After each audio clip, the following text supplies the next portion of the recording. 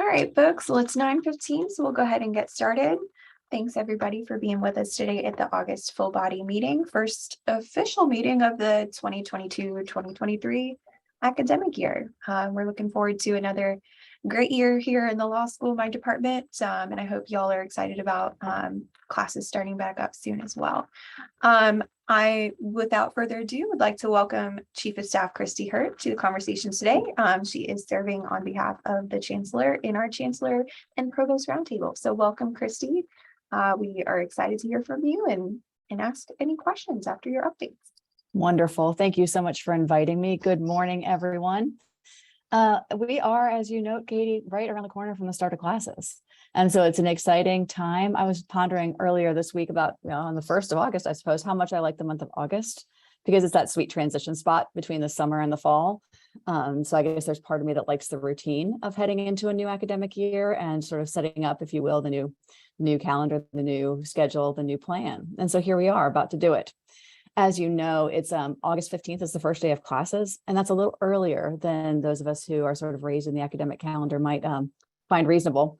But a lot of that is because we have those built-in well-being days in the calendar this year. And so we have 5 of those. If you haven't already taken note, 2 of those will be in the fall, 3 in the spring. And I just want to highlight that that's why it feels a little bit strange to be churning up the engine, if you will, so early in August, because there are ways this will pay off for us as we take some breathers throughout the academic year. So I want to make sure you are following all of that good news. As we gear up for the fall, we have a lot of new leadership coming on board. And I'm sure if you're paying attention to your formal notices, you've seen all of this go by. But from Inside South Building, it feels like a pretty good way to start the year. We have a lot of great new leadership on board or coming immediately on board early in the fall to help make sure that we have all the resources we need and all the people in the right places as we get the school year going. And so one of our latest announcements, of course, has been the new Vice Chancellor for Communications, and that's Cameron Farwell. And she'll be coming to join us very early in the fall. And I'm just delighted that she's coming on board. She comes from Mizzou, and I think she's going to be a powerhouse. And she's just a very strong, experienced communicator in this space, ready to lead a team of this size, of this nature at an institution like ours. And so, of course, Carolina has its own flavors. She is well aware of all of that and eager to come on board. And so I think that we would, of course, love to have you all meet her early in her tenure, but I'm excited to have her on board. You also are aware, I'm sure, that Beth Meyer Davis is taking over the deanship of the graduate school, which is a wonderful piece of news. She's also a powerhouse coming from nutrition inside the Gilling School of Global Public Health.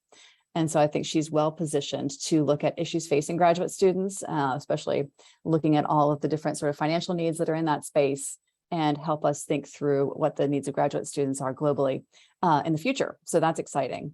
And then, of course, we have a whole host of deans, which I won't sort of just go down the whole list for you, but we've got folks coming in from all the different schools to help us kick off the year. So I think that from this position, and I would speak on behalf of the Chancellor to say he's really excited to see his leadership team really filled out and ready to take on the new academic year. And so that's great. And so that's one of the big pieces of news, of course. And then lastly, of course, in addition to the new deans, we have the new chief. And so I don't know if you've had a chance to meet Chief James yet, but he is also wonderful. And I think a new great ally and sort of colleague here at Carolina. And I'd encourage you to bring him to a meeting if you haven't already. You maybe already have, but he's wonderful as well. We have the search for the Vice Chancellor for Development well underway, along with the Dean for the School of Government. So those are sort of our last missing pieces, if you will, of our leadership team. And that feels pretty great to be moving forward with a full group. So that's the helm, if you will. It's also really wonderful news, if you're paying attention to this, that we are starting the academic year with a state budget. That's not always the case. And so that's really a lovely position that we're in. I will let Link talk to you in a little bit about what that means for employee raises, but there is good news in there that I'm sure you've started to hear.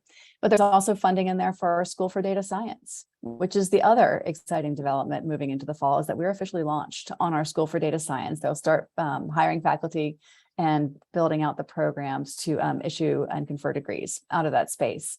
And so we have Stan Ahalt leading the helm there, Jay Acott also there. And so I think starting the year with a full leadership team, a state budget, and kicking off a new school is really a nice, yeah, exactly. I mean, there's some victories here. There's some reason to be joyful and reason to be proud. And it's a good position to be in at the start of the year. Now, with all that said, of course, the year won't be without challenges, right? So I'm not just purely singing Pollyanna songs over here, but we are also preparing to face what we know will be staring us down at the year, like issues related to mental health. And so while you all know that we worked on mental health services and I guess trainings and other sorts of resources throughout the last academic year, that won't stop going into this year. So we've continued to engage in our contract with UWill, the provider that serves us through telehealth and provides, if you will, accessible anywhere services for our student body. And that worked to eliminate any wait lists we accumulated over the course of the last year. And I know that was a concern for a lot of folks. We want to make sure mental health services are readily available for our student body, especially. And so that contract is well in place as we start the year. We are also hiring a new mental health counselor in the multicultural health program over at CAPS, Counseling and Psychological Services. And the seminars that Amy Johnson has been providing out of student affairs will continue as well throughout the year. So we're starting the year basically where we left off, continuing to build our capacity in the mental health and well-being space, and excited to make sure that we have all the support that we need for our students as they come back. And the world is still a very difficult and strange to navigate place as we are, I don't know if we're through or in or amongst or between all the different sort of pieces of the pandemic that are facing us, but we are in strange waters. And so making sure people have the support we need is incredibly important.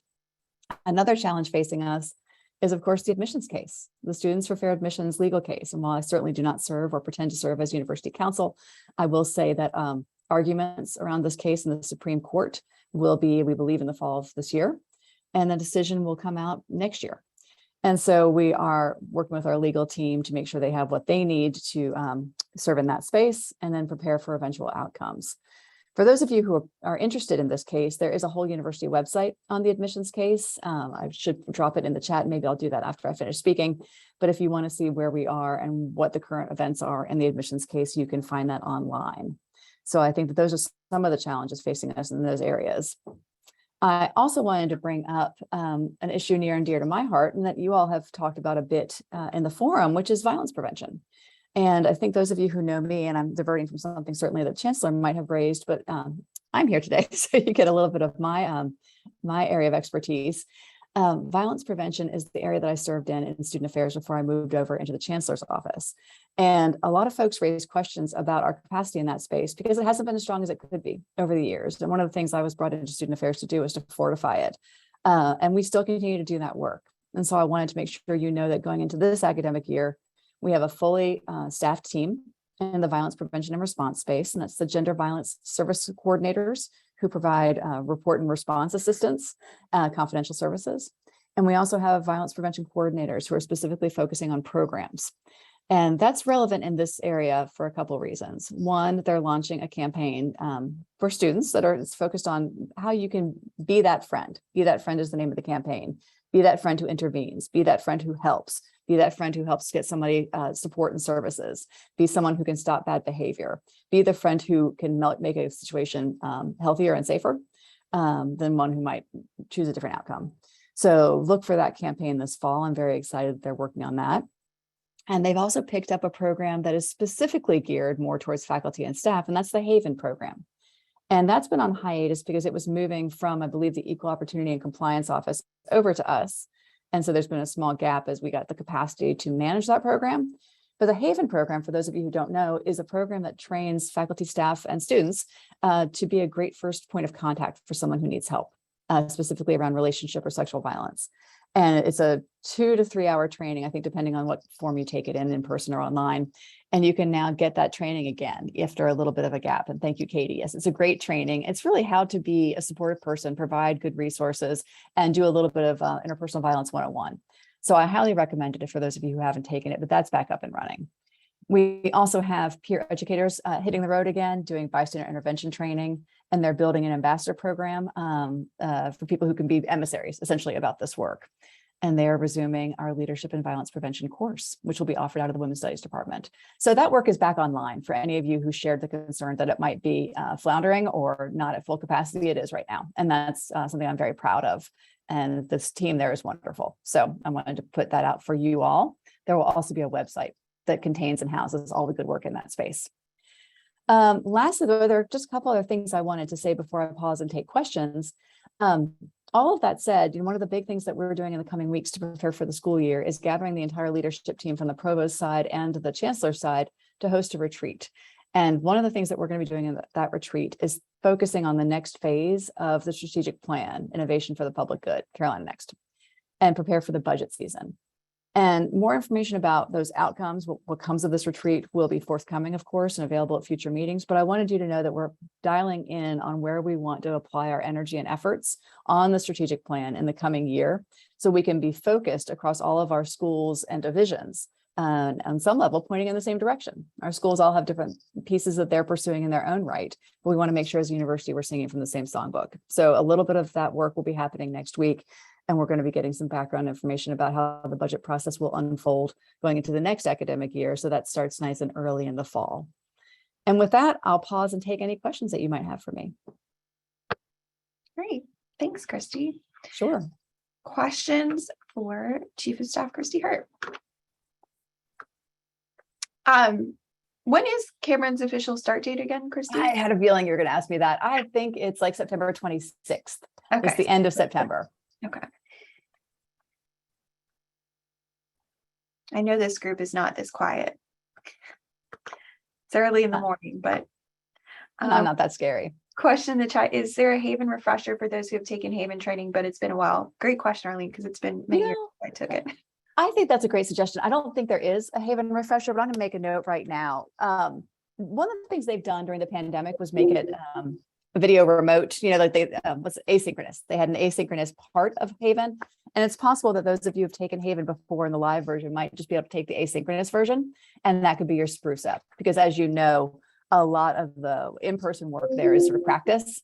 And so if you just want a little refresher on what the policies are, what the definitions are, that sort of thing, we could probably just have you watch the videos and do those pieces. Yeah, I'll check into that. That's a great suggestion.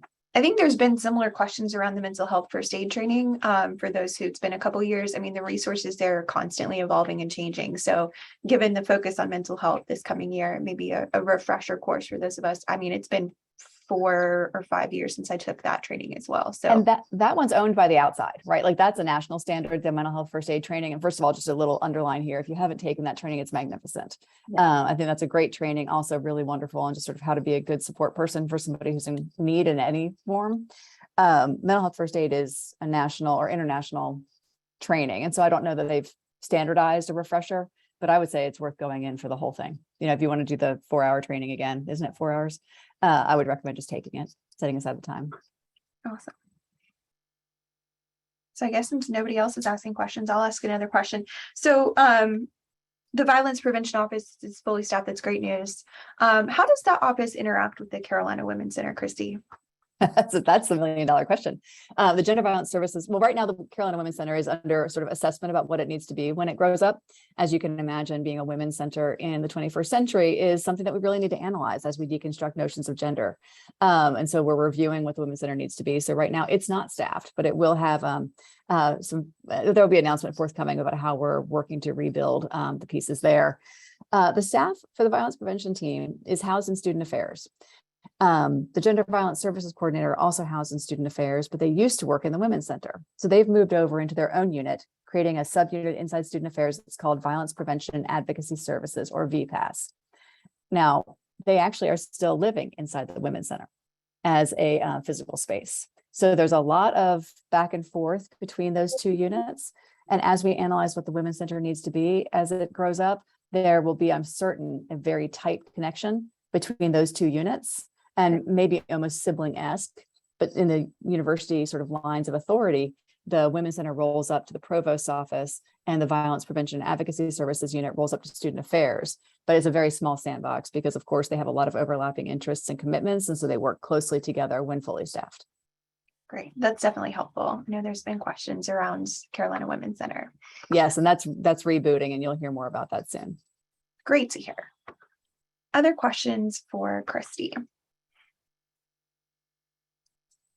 I'll do a selfish plug here that I hope one of the priorities of the Carolina Next this coming year is staff career development. I think that the time has come to put a real focus on that, given the struggles we're facing on staff vacancies and retention and recruitment. So I think that will be one of the priorities. So I think you'll be happy to hear what comes next. And Awesome. I'm going to put the Students for Fair Admissions link in the chat. But thank you, Katie. Excellent. Anything else before we thank Christy for being here and move on to the next topic? You made it out easy, Christy. Oh, goodness. I'm happy to come back anytime. Yes. Thank you so much for being here. And we would love to have you back again soon. Good luck with the start of the year, everybody. I hope it's gentle. Thanks. Thank Christy. you. All right. So next up, we're a little early on time. Is Cheryl Stout with us yet this morning? Oh, yes, you are. Welcome. So Cheryl Stout is here from the Office of Transportation and Parking.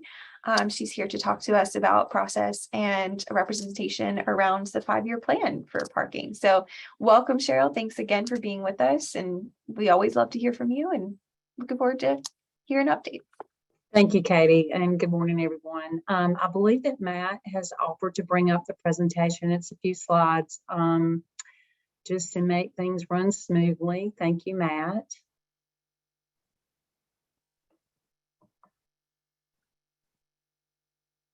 So I did want to mention we are going to talk about the 5-year planning process, but each year we do some ordinance changes. And just thought that I would mention nothing substantial went through this year relative to the ordinance. We do most of those significant changes as it relates to our 5-year plan. Thank you. Yeah, if you'll move to the next one, Matt, that would be great. Thank you. So just housekeeping items in the ordinance, date changes, striking the 2021 22 prices, some minor language changes. In Article 1, there was a change to allow e-bikes on the sidewalks, primarily because our Tar Heel Bike program and the bike share programs are all moving to the e-assist, the e-bikes and the pedal assist bikes. We added the virtual permit definition. We also added a sentence that allows the chancellor some flexibility. And really this just goes along with what our current practices are. If we have adverse weather, those sorts of things, where Chapel Transit's not operating, I will frequently, as the chancellor's delegate, relax the parking regulations to allow those people that have to come in to drive. So we just put a sentence in there to sort of make that official. We've done it for years. We also changed like the printed copies of the ordinance. We provide that in a digital format, and we only will provide a printed copy. I think it's to the Attorney General's office per the general statute. To any of the other offices that we previously provided a print copy, it's provided as the digital access. Article 3, just to require license plates to be visible when backing into a space. We have license plate recognition, parking control operations now, and so we must be able to read the registered license plate. We also added the flex parking fee as a permanent pricing structure for the ordinance. And just lastly, the Board of Trustees approved these changes in May, and the ordinance is adopted August 1st, 2022. Next slide, please. So the 5-year plan. So this is something that this will be actually transportation and parking's, I believe, our 4th 5-year plan.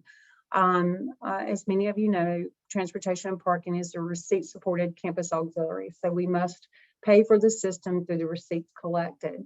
The 5-year plan's primary purpose is to evaluate the campus transportation system needs through community outreach. So there's a large community outreach effort. Planning initiatives, obviously, our master planning initiatives and our development plans and what the campus and the hospital, what we plan to do on campus, staffing, development of our specific core mission, what kind of transportation services do we need? So those planning initiatives serve to guide us in terms of what we need to do with the transportation system, as well as professional reviews. So we typically hire a consultant that will lead this effort, and we have our system evaluated through other professional means. And again, finally, to develop revenue streams to support the projected financial obligations of the system. Next slide, please.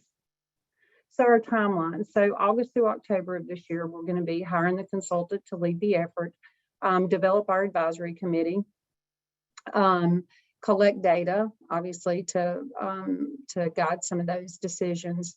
November 22 through April 23, we'll be conducting the campus outreach, develop the recommendations, manage campus approval process.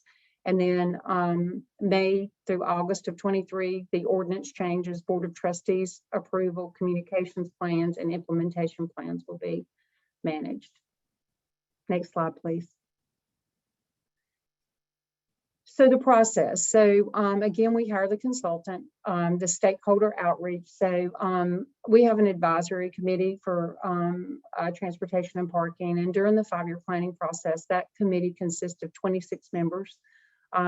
It covers employee forum, undergrad and graduate students, postdoctoral fellow representation, the hospital, the med school, athletics, academics, faculty council. So it's really just a large campus-based representation. Typically, that committee works on these issues, but also we do specific outreach within those units, as well as we do a campus-wide outreach to anyone relative to, feedback on the system, those sorts of things. A professional system evaluation, what are we doing? Can we be more efficient? How the things that we need to do with the system, certainly allocation policies and those sorts of things are relevant with COVID. So we do a pretty significant system evaluation. We identify campus transportation demands. What do we need to provide? What's our campus transportation demand? And that's always an important question. And that is typically done again with our planning partners on campus. Identify system improvements. What can we do programmatically with the system to improve? Again, develop that supporting financial plan. And then we have a process of approval through internal campus, the advisory committee, and up to the executive committee and the chancellor and the board of trustees. So yeah, there's a significant approval process for the program and fee recommendations that are presented to the board of trustees. Next slide, please. And then I just thought I would list the transportation and parking 5-year plan that is currently in place. It is on the website. If you're interested in looking at that, including reading the report, the structure of it, how we came up with the current 5-year plan that we're implementing, please take a look at that. Again, the advisory committee for transportation and parking, the employee forum, Katie and the president and the chair and the vice chair both will be serving on that committee, and we will be developing the other representatives from the other representative groups as we move through the fall. And then again, if you're interested in the charter and other information relative to the advisory committee, I would recommend that's also readily available on the website. And that sort of concludes my sort of slide presentation, but I'm happy to take questions and provide any additional information. Great, thanks, Cheryl. Teresa, your hand's up. Hey, Cheryl, thank you for coming and chatting with us today. A lot of good information. I was just wondering, could you clarify a little bit on the back end part of parking? Because I drive a 4Runner and I find it easier to back in. And as far as being able to see the license plate. So is it got to be on the front of the car? I mean, do they have to be able to see it from like their vehicle? Please. Yes. So if you want to back in, we do have plates. We can let you buy a plate for the front. We have a made through a contract, and the same contract NC State has, and we can provide you with a front plate for $5, and you can go on the website on online services and order that, and just put it on the front of your car, and you can back in, and that's no problem. Great, thank you so much. You're welcome. I had a question. Can you talk a little bit about the relationship between transportation and parking and athletics, in particular on like game days? Does athletics pay for access to like the campus lots and stuff? Like, how does that work? So yes, so when we have athletic events, so the public parking is currently $10, $10 a spot. And then the foundation has been a part of contributing to the construction of a number of parking facilities on campus. So yes, athletics contributes. And then any of the monitoring services, tow trucks, you know, whatever they have to have for that event, athletics supports the cost of that. Yes. Interesting. So like access to like at like lots on campus, like employee lots, they pay for access to those as well, or they just contribute overall to transportation and parking? So they contribute overall to the system and the charges like we have set up for, but they pay for any of those. For employee parking, we normally set aside employee and student areas. So any employee coming in has a place to go and park on North and South Campus. Students as well that have student activities that are non-athletic related, we provide parking access for. On the website, Katie, there's pretty detailed information, and we try to send out sort of a campus notice, a campus-wide notice every year. Not that everybody pays attention to those, to say, hey, you know, our seasons are coming up. These are the opportunities that, you know, that are available for employees and students that have, again, you know, we have a hospital here. We have people that are coming in for academic research purposes. And so we provide parking access for that as well. I just was curious the level of contribution given the frequent access and using of all of those lots that employees also pay for with significant costs throughout the year. So sure. So the athletics pays significant, I mean, a significant amount of money relative to the cost of those operations. We bill back everything, the monitor services, we bill again. We bill for the carts, we bill for all the personnel, we bill for everything. So yeah, it's a fairly significant amount. I don't want to go into specific amounts relative to athletics, yeah. but yes, it's significant when you consider all of the services that are provided for game day. Great. Thank you so much for clarifying that. Jay, your hand's up. Hello. I was interested in just putting on your radar screen something that I've noticed in my time here. Whenever the few times that we've had to head home in the middle of a work day because of weather, there doesn't seem to be much of an emergency plan to go into effect for Triangle Transit, and I think also probably Chapel Hill Transit. And so it ends up taking 3 or 4 hours sometimes to go home, and just would love to have that on your radar screen. I don't know if there's anything that can be done, but when you see bus after bus that has no room to stand going by and you would like to get home like everybody else, it's a little. So that is something, Jay, that we work with our transit providers. As you know, when weather decisions are being made, sometimes that's a very, you know, evolving sort of situation, and especially here when it comes to, you know, freezing type weather. But we have tried to work with Chapel Transit and Go Triangle relative to that messaging. And also, as soon as we know that there's going to be some change in university operations, and we typically try to prep the transit agencies to be prepared to bring, because midday service, as you know, decreases. So we try to prepare them in case they're, you know, to be prepared to have that midday service turn into peak service, you know, if we have any announcement about weather. But I'll certainly share that concern. That is also a concern of ours when we go into a adverse weather event. To egress the campus, to egress us all simultaneously is difficult. It is difficult for transit as well as the roadways to hold it all. So that's always a significant concern. So thank you. We had someone in the chat. Is it possible to engage P2P at that point to assist as well? So P2P has limited capacity in terms of what their, you know, what our staffing is and what our fleet availability is. In terms of the on-demand services, typically we provide ADA services to both students and employees. So if we have a evacuation situation on campus, typically our drivers are committed to getting students back from classes, or getting employees that have ADA accommodations back to their vehicles so they too can, move around campus. So we've not put additional, our buses, our 3 buses, we have not put on Chapel Transit routes in the past. And primarily it's just because we don't have enough staffing to be able to provide both of those services sort of simultaneously during the daytime. Great. Another contribution in the chat. Is there a cap on the number of times the Park Mobile Pass can be used? What if students are grouping together to park in N7 employee lots on a regular basis and taking up spots in lots where an employee has paid for parking?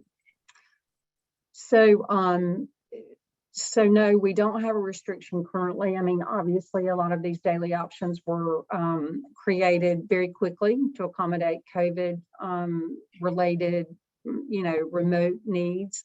The places that we have offered daily parking, whether it's N7 or N5 or these other areas, it has been typically a limited amount of parking. So if it's 10 spots in N7, then it's 10 spots, and there should not be more permits sold than those spaces will allow. And if the daily option is creating a problem for permit holders, then we'll remove it from the list of options for daily. What we tried to do is provide some daily options both on the northeast and the northwest side of campus. Rams Head is in the central part of campus, which is a daily option. And then we tried to provide some S11 availability, which is on the south side of campus with the U and the RU constantly circling. Post-COVID, with the changes in schedules that people have, we've just tried to expand the options that folks have for short-term parking and these sorts of things, but they were not, the daily options were not meant to be disruptive to the permit holders. Great. Another just comment, not really a question. If work allows, this may be something managers should talk with their employees about on days when weather is forecasted to be concerning, encouraging their employees to work from home. It's an option. Then another question. I apologize as we are turning suites in Rams 3. Is there any changes to day parking? I may have missed the answer. No. Okay, no, there's still day parking allowed. Right, and just to reiterate the answer to the question previously, if any of these daily options become, unmanageable, I'm doing the best that I can with our availabilities in the lots and trying to provide these options. We will reconsider the daily availability at that time. So it could change, but it hasn't changed yet. Great. Any other questions for Cheryl? I don't have a question. I just have a comment. Thank you. I just want to say thank you for making the prorated parking for those of us who are here 3 days or less. Like, that really made a big difference. And I was kind of waiting on the other shoe to drop, like, when are they going to charge us full price again? So just saying, I know parking does not get thanks a lot. So just wanted to say thank you for that. Thank you, Tiffany. Julie, you also had something? Yeah, I just had a question about the daily pricing and wondering if, so like for those staff who are maybe at the bottom, I know that like the parking passes are structured by salary. So for those staff who are on the bottom part of the salary, daily parking is actually more expensive than the parking pass is. If they were to only do it 2 days a week. Is there any conversation about looking at that so that there could be staff who could do the daily parking and it actually be less than what an actual parking pass would be? So I think, Julie, as we move into, again, many of these options were created sort of very quickly in response to, just evolving situations related to scheduling, as was the flex permit and the daily option. And Park Mobile is established with not necessarily that kind of complexity built into it. But I think as we move through the 5-year plan, that many questions related to the pricing structures and that sort of thing will be part of the policy conversations that we have as a campus. And so I think that we can look at those options, certainly as it relates to the pricing structure as we move forward. Thanks, Cheryl. Great. Another great comment in the chat or question hang on a second. Lost the place in the chat. Are parking staff getting mental health support? I know this time of year is very stressful. So whoever posted that, thank you. It is in fact a very stressful time. We are short-staffed. It's a department that does come under a lot of fire and a very, very heavy workload. And I think that we have all the available resources that the campus is offering relative to that. It may not hurt to send out a reminder to our staff relative to the resources that are available to campus employees. But thank you. It is stressful, and these have been, as it has been for everybody, some stressful years. And we've had a lot of process change and trying to lift up systems. And I really can't say enough for my staff that have worked through these times. I mean, I think every leader of every department is super proud of their staff, but I am most especially proud of mine.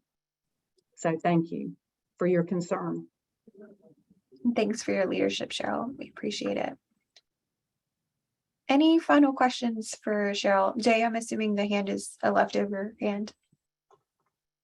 Okay. All right. Well, thanks as always, Cheryl. Keith and I are looking forward to working with you this year on the 5-year plan and advocating for staff because I know staff care a whole lot about parking. So thank you so much and best of luck to your team as we head into the new academic year. Thank you. All right, moving on to our next special presenters. I believe we at least have Mark Dearman on the call. Welcome, Mark. I don't know if Artis is with us yet today. Scenic is one of our presenters today and State Employees Association of North Carolina, for those of you who are members, great. Mark, if you want to take it from here.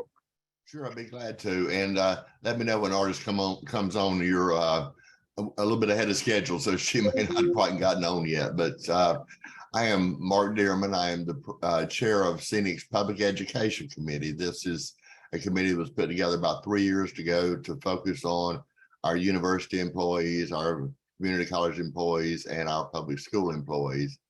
And so this has been a challenge because 2 years of that 3 years ago that was spent during a pandemic, which greatly limited everything anybody ever did. So that was done. But now that things are opening back up, we're making a lot of good moves. And our goal here is to build strong relationships with our university employees, and so that we better understand the needs there. And so we met with the staff assembly last week, and I got a chance to talk with Katie and Shane at that meeting, and just glad to have a chance to speak to my alma mater today. I've not had a chance to speak to this group yet. So we are focused on, growing the numbers of people in the university system who are Scenic members. I want to thank all of you who are.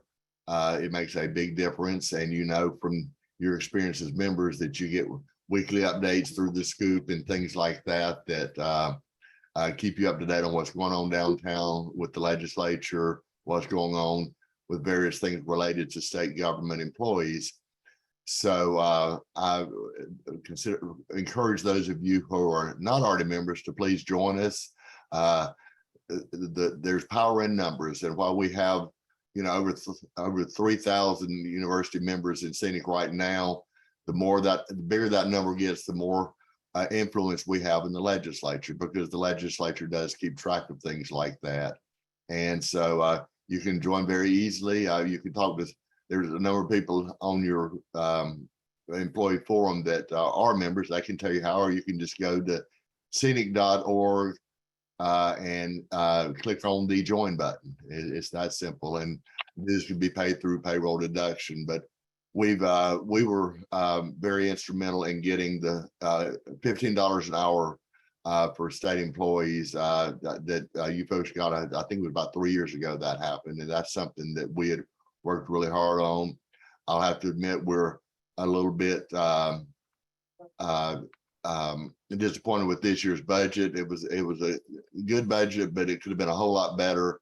And, you know, we've always hear from our the state government that in the down years, you know, say, well, you know, it's a rough year this year, we can't do much for you. But then when the good years come, you know, we'll do a lot better. Well, this year there hadn't been a better good year than this year. And when you can put $7 billion in a reserve fund to save for whatever, you should be able to do better than 3.5% for state employees. But, you know, we're thankful to get that, but it should have been closer to the governor's budget, which was 5% and $1,000 to $2,000 bonus depending on certain fields. So, but we're very focused on trying to, you know, work for all state employees. We represent state employees throughout the state as well as retirees. So we're trying to, we have a great lobbying staff, and I'm looking to see if Artis has come on yet. Our executive director is supposed to be on this, and wanted to give her some time when she got on. But she has been a great asset for us and has led us through some troubling times, because her first day of as our executive director was the day that the stay-at-home order started for the pandemic. So she's had some challenges, but she's been with us for a number of years as a lobbyist and very well respected. And one of the key things that Scenic does that's different from a lot of other organizations is that we are a nonpartisan organization. We're looking at legislative folks who are supportive of issues that are important to state employees or retirees. We don't care which party they belong to. And Impact, our political action committee, which is the second largest state political action committee in North Carolina, is also nonpartisan. When we do our endorsements of legislative candidates and things like that, we make it based on their views on state employee and retiree issues. So we have a lot of, you know, we have a lot of influence in the legislature and throughout state government. We're very close to Dale Falwell. In fact, we helped get him elected, and he has done wonders for our healthcare system with no premium increases for the last 4 years. And I just saw yesterday there won't be one next year, as well as our retirement system, which was a challenge. One of the reasons he ran is because the two previous treasurers were spending too much money on outside money managers to do their job. So, you know, we're working across the board to do what we can to strengthen state employment, because I'm well aware of the turnover rate throughout state government, and particularly at the UNC system level is worse than I can ever remember. And, you know, that's not going to get better unless we can, you know, do better for salaries and other benefits. So we've got to make sure that state government employment with the universities, community colleges, everybody else is attractive. Because I spent 40 years. I graduated from UNC and then went to work at NC State and worked there for almost 40 years. So it was a great job. But, you know, we need people to stay, because every time we lose a good employee, we're losing not only that employee, but the institutional knowledge and their skills, and it costs more. So it's a losing battle when you have a high turnover rate.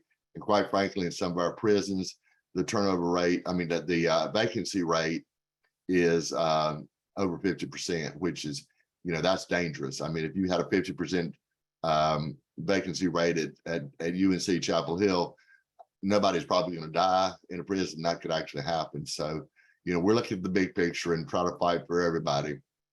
I still don't see Artis, so let me open it up and see if any of you folks have questions, and maybe she'll hop on in just a minute. Questions for Mark so far? First of all, thanks, Mark, for everything you do and everything Scenic does for the state. We appreciate you. I know the staff turnover rate for all state employees is super high right now, so it's a challenging time for all of us. Yeah, when I retired, I did this as a way to give back, because I was very blessed in that I had a great job that I loved, and you know, but I also resented the way state employees were treated by the legislature, even back in the 90s when I got active. Great. Questions for Mark? James. Mark, I just wanted to say, make sure you let them know that Scenic is the main sponsor for the Chancellor's Golf Tournament. Yep. I'm glad you brought that up. I had that has slipped my mind. I was thinking through what I was going to say last night, but I'm still drinking my first cup of coffee. So that's the advantage. That's the advantage of retirement. One of the advantages that I enjoy greatly is sleeping in. At any rate, yes, we are the lead sponsor again, the Chancellor's Cup Golf Tournament. This is a great cause that we fully support because we know the proceeds from this go to the Janet B. Royster Scholarship Fund. This is our second year as the lead sponsor. We were a presenting sponsor the year before that. And it's something that is a great opportunity for us to network with all of the universities in one location. And hopefully we'll have great weather like we've had the last two tournaments and have a chance to get out and meet some of you folks and everything. But we really believe in the work that this group does, and particularly that one project that's very key, near and dear to the heart of the staff assembly. So we're looking forward to being in Chapel Hill, yay, this year and experience that at a different location. So thank you, James, for the reminder. Great. Arlene had a question in the chat. Have there been any bright spots for state employees other than the 3.5%? I'm assuming she means in the budget. Nothing monetarily. I mean, I mentioned they fully funded the retirement system, they fully funded the state health plan and things like that, but that's not something. And yes, I see one that just popped up. We will continue to fight for a COLA for retirees, as well as a bigger raise next year. They said that we want to get through this inflation and this recession we're going into and all this, which is in my mind a little bit of a fantasy. But they have $7 billion sitting on the table. So next year in the long section, Scenic will be right back down there fighting to make up for what we didn't get this year and try to get an even better raise for next year. But that is a constant thing that, I mean, there's nothing that excites a state employee more than a raise.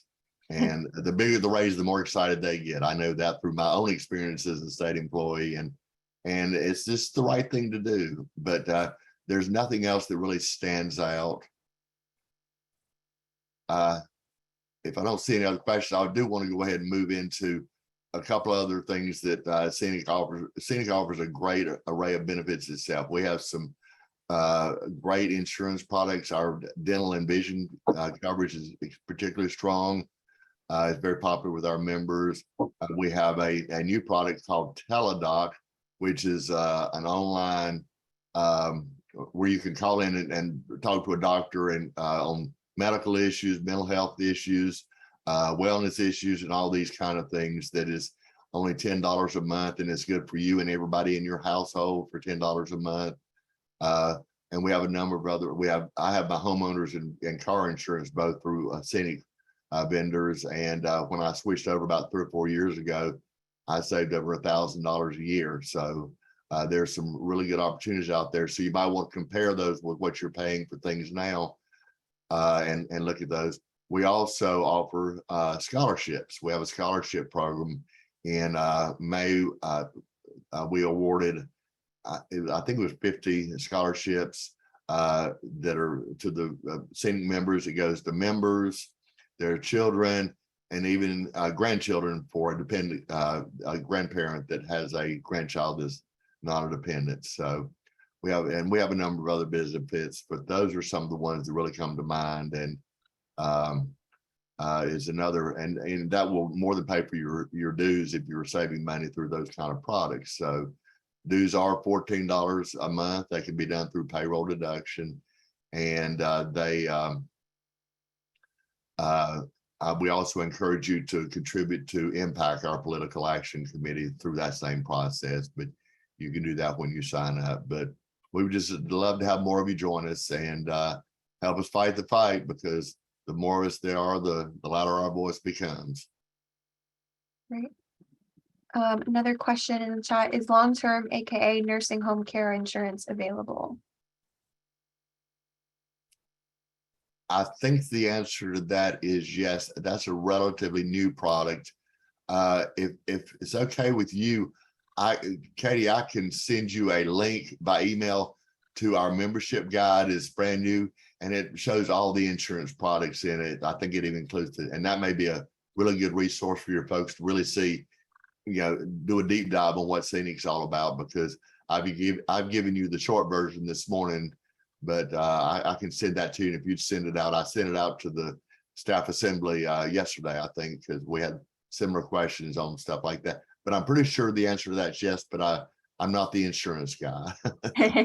Totally. If you send that to me via email, I'll be glad to share it with delegates for their reference. That'd be And then great. James, another plug from James in the chat, that if you're interested in joining Scenic District 25, contact Tracy Weatherby Williams, who is our treasurer, or Charles Streeter, who is our former chair. You can also contact James Holman, who is the District 25 president. So. Yes. And District 25 is a great district, and we work closely with them. James is on the Public Education Committee as well, so he is representing you there in that form also. Well, just in time, Artis just popped into the waiting room. We Hello. just admitted her, so we will eagerly await hearing from Artis. Welcome, Artis. Hey, Hey. sorry So about that. I was trying to get on in the car and I couldn't get on my phone. So no worries at all. We just heard a great update from Mark, and would love to hear from you as well as executive director. Thanks for being with us today. sure. Well, I mean, thanks for having us. Whoa, my camera's really funky on my desk. Sorry, I'm taking y'all on a bit of a trip there. Okay. There we go. But I wanted to, well, first of all, thank you for having us again. I know if you've heard from Mark, then you've heard he's got the pat down in terms of talking about what Scenic does and why the universities are of particular interest to us. And obviously we've got Charles Streeter. I see his thumbnail on here, and Charles is, I don't know if you talked about the fact that Charles is chair of our Growth and Expansion Committee, which is, Mark, you're saying no, I think. I did say no. I just now spotted him down in the corner. Oh, okay. Well, it's just such an exciting thing to us to have. Our Growth and Expansion Committee is aiming at trying to make sure the membership of Scenic remains really diverse in terms of age, to be honest, because the age of state employees and university and community college employees and public education employees keeps getting a little bit, it creeps up a little every year. There's also the silver tsunami. So the folks who've been around a long time and have all the experience are kind of leaving the scene because the raises over the years in higher education and the rest of state government have not been what they needed to be. So Scenic formed a growth and expansion committee through our work with something called XYZ University. XYZ University works, worked with a number of people, including the United Nations, to try to figure out with younger generations who just don't feel like joiners, what it could be that would make folks feel more like becoming part of this labor movement. And Charles is our chair for the Growth and Expansion Committee. We're really excited, think he's going to do great things with it, as he does with everything he ever does. So we're particularly pleased with that. And I know James is on the phone, one of our strongest chairs that we have in Scenic. So y'all are very well represented within Scenic, but basically y'all have been kind enough to have me several times. What I would like to do more than anything, because y'all know what's happened in the General Assembly, you know the challenges we're facing politically with doing better on a national basis for higher education, for public higher education. And certainly supporting the actual day-to-day functions of the university can surely must feel like a thankless task a lot of the time. Because the only time it feels like to me when I go to national meetings where people talk about, higher education, what are we going to do? There seems to be such a faculty focus, and certainly that's a very real thing. It's a real thing in the university system, and it's an even more real thing in the community college system, obviously. But I think that some of us, when I go to SEIU's International Executive Board meetings and we sit around and talk, there's some of us who represent university employees around the country that work for public universities who are in agreement that we feel like the non-faculty staff often becomes some sort of afterthought, and that's not good. We want to do well for everyone in the university system because you can't run it without everyone. So I was wondering if y'all had any questions or advice for me in terms of, look, when your team is going down and lobbying for us, here's things that we think have been overlooked, or here's things that we would love for somebody to bring, maybe to go to either the general offices or the chancellor's office, that where y'all don't feel necessarily like, that's the whole point of Sandy being here, so that y'all don't have to feel like you have to put yourselves out there. We're supposed to be here because we don't have to fear anything.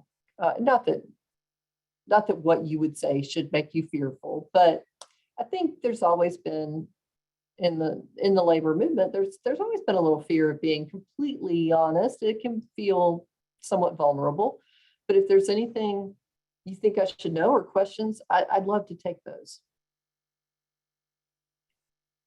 We definitely appreciate that, Artis. Questions or thoughts for Artis? We had a comment in the chat, said kudos on the personal observation day, and agreed. Getting that passed is definitely a step in the right direction. Shayna, your hand's up. Hi there. Thanks, Artis and Mark, for being here. Thanks for your advocacy. We really appreciate it. Just an observation, and I shared this at staff assembly most recently. I think I can speak for probably every area all over campus, and after the staff assembly on other campuses as well. We are not seeing candidate pools that we used to see. We are posting positions that normally would garner 50 to 60 applicants, and we're getting maybe 5 and 6. And in those pools, it's very difficult when you're getting pools that low. And I've been at UNC for 15 years. We've seen stagnant salaries. We've seen almost a decade where there was no raise, and then we saw dwindling benefits. So to think that that's not going to have an impact on whether people want to work here, I think is folly. And so as much as we can get that message out to anyone that will listen, I think we're at a crisis point. And a lot of our folks with institutional knowledge are going elsewhere because the salary and the benefits are simply better. And so it's a tough time in the university system right now. So I just thought I would share that perspective. Well, I appreciate you saying that. I know that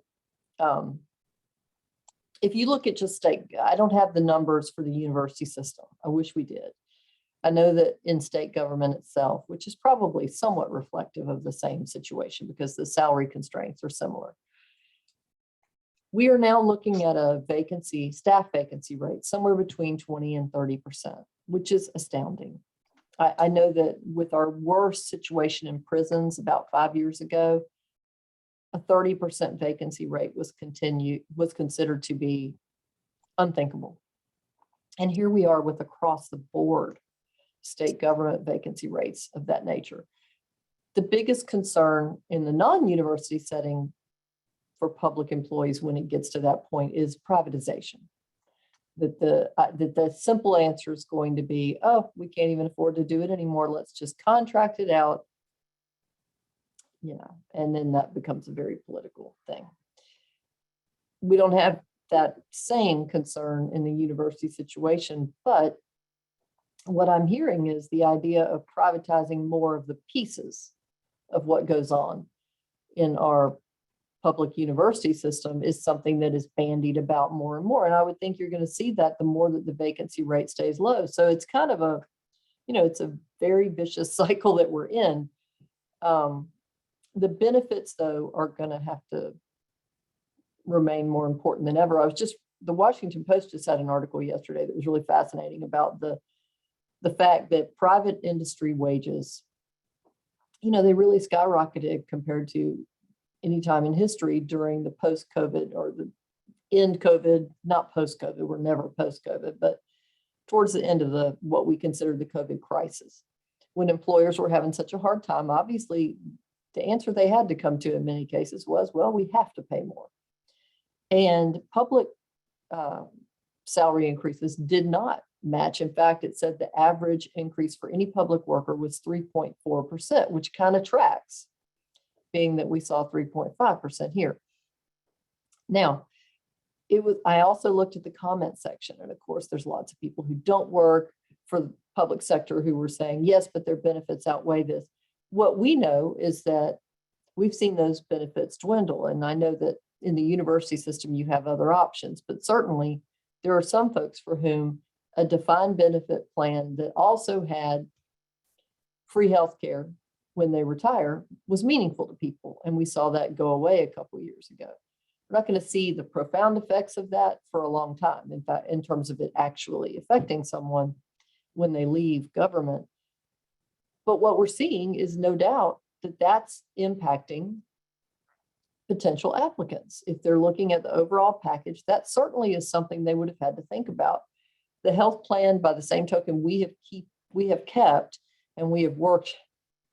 That's got some of the work with CNIG that no one ever sees. The retirement board of trustees and the health plan board of trustees, those aren't like the legislature where it's in the paper when they meet and what happens. We have literally moved heaven and earth to try to keep the benefit levels static and keep those premiums static, while trying to encourage initiatives like what was called the Clear Pricing Project, to not pay hospitals in some cases 800% of Medicare reimbursement rates at the expense of the plan, because we need more affordable dependent care. Because the other thing that's happening is folks, especially folks, with young families, it's not a benefit to be in the state health plan if you can't put your children on it because it's absolutely cost prohibitive. So those are the kind of things I think that are affecting, our recruitment of new employees that we have to get a handle on. And they're also the kind of things, though, that not many people know about and or think about. But those benefits, I keep saying it, we could get a 20% raise for university folks, for other state employees. But if the health plan costs were to go up, you could eat up all of that raise plus some by the higher costs in your health plan. We've seen it around the country. We've just fought hard not to have it happen here. But there's this profound need to educate all employees on this so that we can lobby together to force the General Assembly to put more money into these plans. And Wow. saw a few things in the chat. Yes, I'm sorry. It has gone It's nothing. okay. One of them was about the effects of privatization. Do we have any historical data on that? And in fact, from my experience, and Artis, I think you'll agree, is that every time we've tried to privatize something in state government, it has gone downhill fast. I mean, there was privatization of some of the facility staff in one of the universities. It was actually at NC State, and it was a complete nightmare. We hear stories from people in DOT about the people that are used to do some of the work that DOT employees used to do, and they do more damage than they do good in a lot of ways, like something as simple as mowing the grass and things. So it's a fool's errand to privatize things, because it might be a short-term savings, but the long-term impacts have always been bad. So, has anyone studied it, Arlene? Yes. There is so much. There is a significant amount of empirical data that shows that, in fact, the cost, it's a short-term savings. It's that sweetheart deal at first, that once the state has done things like sold the equipment they use to have state employees do that job because a private company's doing it, then you look at, no, we have to keep it privatized because we don't have the infrastructure anymore to even take it back over. And what happens long-term is those costs significantly go up. And there's the other issue, which is not insignificant, which is liability, because any plaintiff's lawyer worth their salt if something goes wrong, is not going to simply sue the contractor. They're going to the deep pocket. The deep pocket's always going to be government. And so that has happened in municipalities and counties and in states around the country where services have been privatized. Plaintiffs' lawyers have been quite successful in recovering from the state as well, even though the state had no control over the employees. So yes, there have been a ton of studies, and they, 9.5 times out of 10 show that it is a long-term, much more costly and risky thing to privatize. I wanted to bring forward something that was brought up at staff assembly, and we passed a resolution at staff assembly about this last week. And it's really would be great to have Scenics help advocating to the General Assembly to maintain and keep up to date the current pay banding system. While we know that we're eventually moving to the new state classification and compensation system, the current pay banding system is woefully in need of update in order for us to remain truly competitive. And without maintaining that in the next 18 months to 2 years, however long it takes for the university system to transition to the new state system, like, we can't wait that long. So any Yes. advocacy efforts that your team can do at the state level to encourage our legislators to take action now, sooner rather than later, to And- keep the current system up to date would be so very appreciated. And artists, just to clarify, I think the advocacy goes to the Office of State Human Resources. Yeah. On this one. Yes, and I'm going to be very transparent with you. Office of State Human Resources, a couple of weeks before the budget came out, alerted us that they had the results of a Mercer study they had been doing for 3 years, apparently. And that Mercer study, showed that there were a number of positions that needed to be reclassified at much higher rates. Great. Now, we have talked before, this body and Scenic have talked before about the fact that if you come in to a bunch of public employees, or private either, employees period, and you tell them, yep, we've determined your pay grade is not adequate, but you don't have a way to fund the answer to that, all you have done is taken morale and you've sunk it lower in the tank, because that's awful. You have just now, given validity to our feelings that we are underpaid. So OSHR asked for our support in trying to get their Mercer study funded to the tune of $80 million. Well, $80 million wouldn't cover, not even 20%, according to what they were letting us know they found out they needed. The biggest concern we had out of that, though, we asked the question directly: would your study and your proposed answers, would they allow people to come off the street with pretty much equivalent experience and or education, qualifications, and make more than existing workforce in those jobs? And when the answer was, well, sometimes. That's, for our membership at least, we take our direction from our membership, that's a no. They've seen it too many times over the years. It is a huge slap in the face to folks when they have been there. They've been showing the loyalty to the state. They've been some of those people they can retain. So to sort of wrap that up, my concern is to see anything coming out of OSHR or anywhere else that addresses recruitment, but fails on the retention piece, because I don't see how you can move forward without something that recruits and retains, and it is possible. I know that there's no perfect plan. There's no plan that's going to leave everybody happy, but certainly there are ways to strike that balance for recruitment and retention. And honestly, the problem I think we're having in vacancies, talking to agency heads and talking to folks at various universities, is as much retention as it is recruitment. We wouldn't have those vacancies to go out and have to recruit if we could provide the kind of pay, the kind of benefits, and the kind of work environment that made people want to stay here and create the rest of their career here. Well, and one of the things, pay is one of the main reasons I got involved with City many, many years ago. And during the last 25 or 30 years, I've seen many, many pay plans come about, and they all like one thing that is the key to everything, and that is funding. You can have the best pay plan in the world, but if it's not funded, fully funded, and you allow people to move up as they stay around, like the old merit system used to do, it's a losing battle, because when you have somebody come in this off the street that's making the same thing that you're making, that is a real kick in the what, and it happens all the time. Yeah, and I know, Katie, I'm sorry, my answers have been too long. The chat has really backed up. I want to try to Really fine. maybe more quickly answer some of these things that have come in. Where the cost of covering a spouse partner is so high. It is. It's, in fact, the spousal coverage almost went away 6 or 7 years ago. I don't know if people even know, because we stopped it at the Board of Trustees.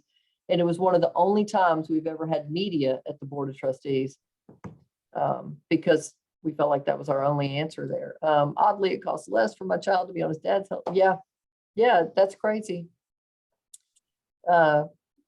Stacy, I was reading what you said about your child and the healthcare. And again, obviously, we all know the problem there. Not only is it bad that people can't put their child on because they should be able to, just as a matter of being a good employer, but from a purely mercenary point of view, if you don't have the children in the risk pool, the actuaries tell you the costs go up exponentially for the plan. So you need the kids in the plan. It's not just because it's the right thing to do. It is financially, without question, the thing to do. So it's again, a vicious cycle, which the state likes to find itself in. Let's see, even with pay increases, it's cheaper to retain, for sure, without question. And then, has there been anything mentioned about employees getting any type of bonus payout? Is that to leave? Janice, do you mean to leave early, retire early, or? Oh, no, you're talking about like the leave? Janice? I'm wondering if she means like just a bonus, a bonus payment.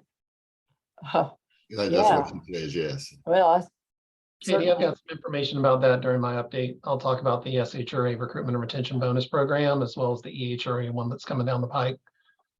Great, thanks. Thank goodness for Link. Okay. Stacy says it's like cable companies' rewards are only for new customers, not for loyal customers. No, that's a great example. That is a great Yeah, analogy. I love that analogy. One of my biggest pet peeves. It's not a sound business model. It's I mean, terrible. that's a great analogy. I'm gonna steal that, Stacy. And then one of my big pet peeves of business, Katie, this is not a sound business model. Well, absolutely. I mean, how many times have you heard that state government should be run like a business? Nobody would run a business that brings people in for more than their existing workforce and then has them train the new people. That's always nice. Janice clarified, no, just a bonus payout. I think the word payout was what was catching my attention as well. Link, is that? Yeah, there are actually a couple of things. It seems like there was in the state budget some language that addressed optional payout of accrued legislative bonus leave. Some of those bonus leave allocations that were done like in 2002, 2003, 2005, and I think 2014, which I can talk about. There's more guidance coming from OSHR on that. But then separate and apart from that, there is a new SHRA recruitment and retention bonus program that we're rolling out that, in the lack of the career banding ranges being able to be adjusted at this point, that's at least one thing that can be used by departments to help with that recruitment and retention issue. It's not the full solution, but ideally we would love to have the ranges adjusted and have the bonus program in place. But again, I'll talk more about that when So, I get. When Katie points out that going to the legislature, one of the things y'all would want is for us to talk to them about that issue and the vacancy rates and things like that. They're going to want some kind of report, as it were. We'll put little reports together about, like any other group that lobbies, about different issues. And I was wondering if just thinking out loud, Link, what do you think of trying to we would love to get together with a group, maybe from, employee forum, and get some folks from get some folks from the faculty group, get just a group of people together to maybe put together a report with some data that would help us walk into the legislature with something more than just, hey, we're pushing for this. I feel much better with facts, and obviously anyone gets better results when they go armed with the right equipment. And so we would be very open, if anyone would be open to having us be part of putting something together and just getting a group that could hone in on what those main issues are, what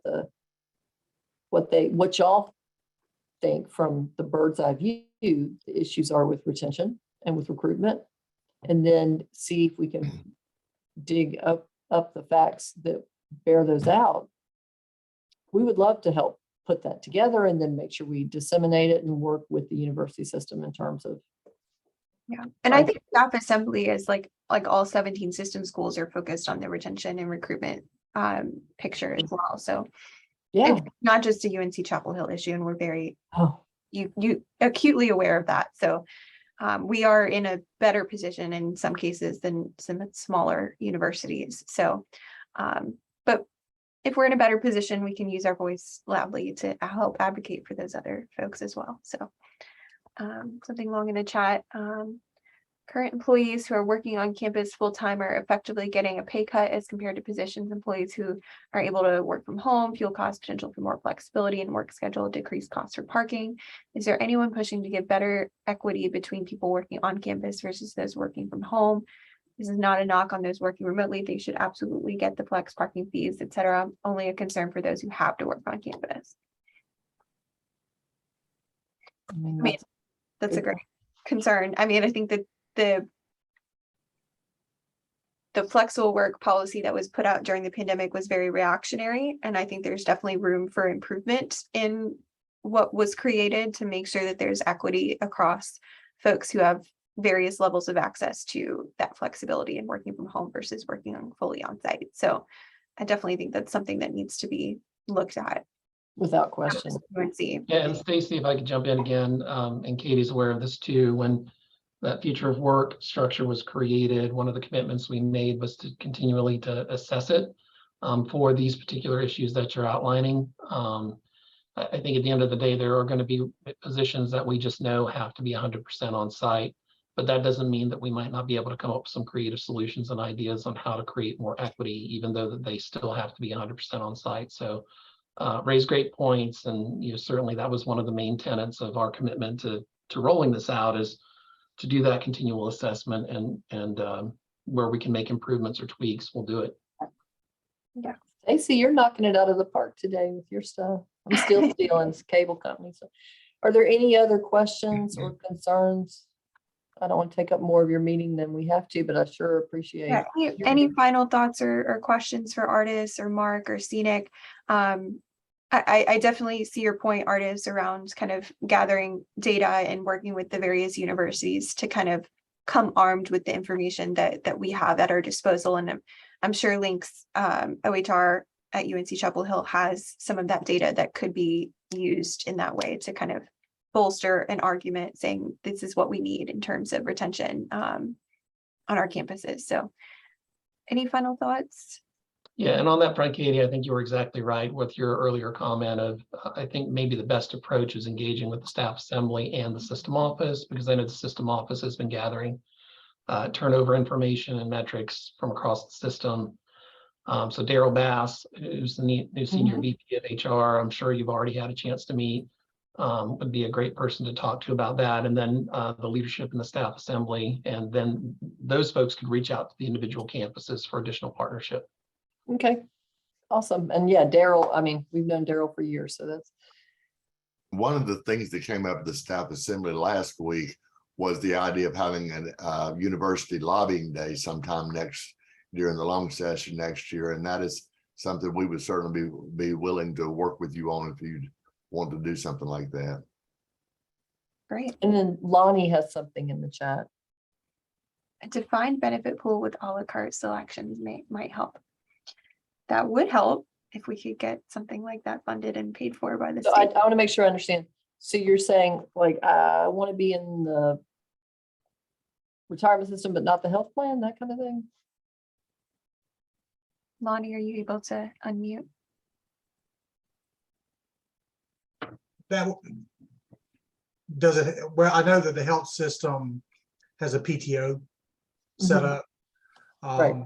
So something that drifts over in that direction might help.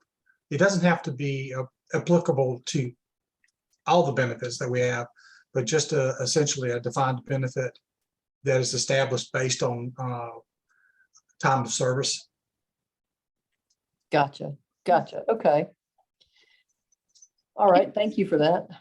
And Well, thanks to you both for being Yeah. here with us today, Artis and Mark. We always appreciate hearing from Scenic and kind of getting that bird's eye view of what's going on at the legislature and what y'all are doing to advocate for us. And we are so very appreciative as state employees Yes, for your of course. advocacy. So we're always glad to have you back and look forward to working with you to advocate for state employees. So and two people apparently joined Scenic during this call is what my staff is telling me. So welcome. Welcome to the movement where we're going to, we believe in working with y'all, working with the faculty, working with the administration. We have got to, somebody said this earlier, the word cooperate came up, and it may have been you, Katie, in the chat.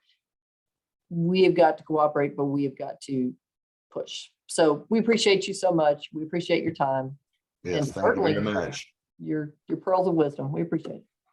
well, that is a great transition into Link's updates, our traditional human resources updates. I don't believe Becky could be with us today, but thanks, Link, for your kind help today to give us all of those fun nuggets of HR updates coming from the system and from UNC. Thanks, Sure. Art. And big thank you to Mark and Artis for joining the meeting and providing those great updates.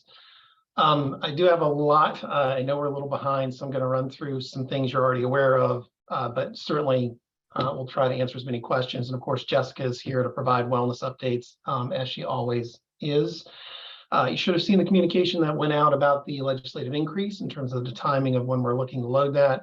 Our HRAM team is coordinating with ITS and payroll to make sure that gets loaded. And in the notice, the timing of the payout is for it to be in no later than the August 26th paycheck for our biweekly paid employees. It will be a retroactive effective date of July 1, calculated off of the June 30 salary. And then for our monthly paid employees, August 31st. So that's really good news. Also with an effective date of July 1. There were a couple of other provisions in the budget that I think you're already aware of, but just to remind you of what's out there, there is a provision for a labor market adjustment reserve in the budget bill. And what this does is it provides for approximately 1% of each institution's payroll state funds to use for addressing targeted salary adjustments for things like labor market retention and other salary issues.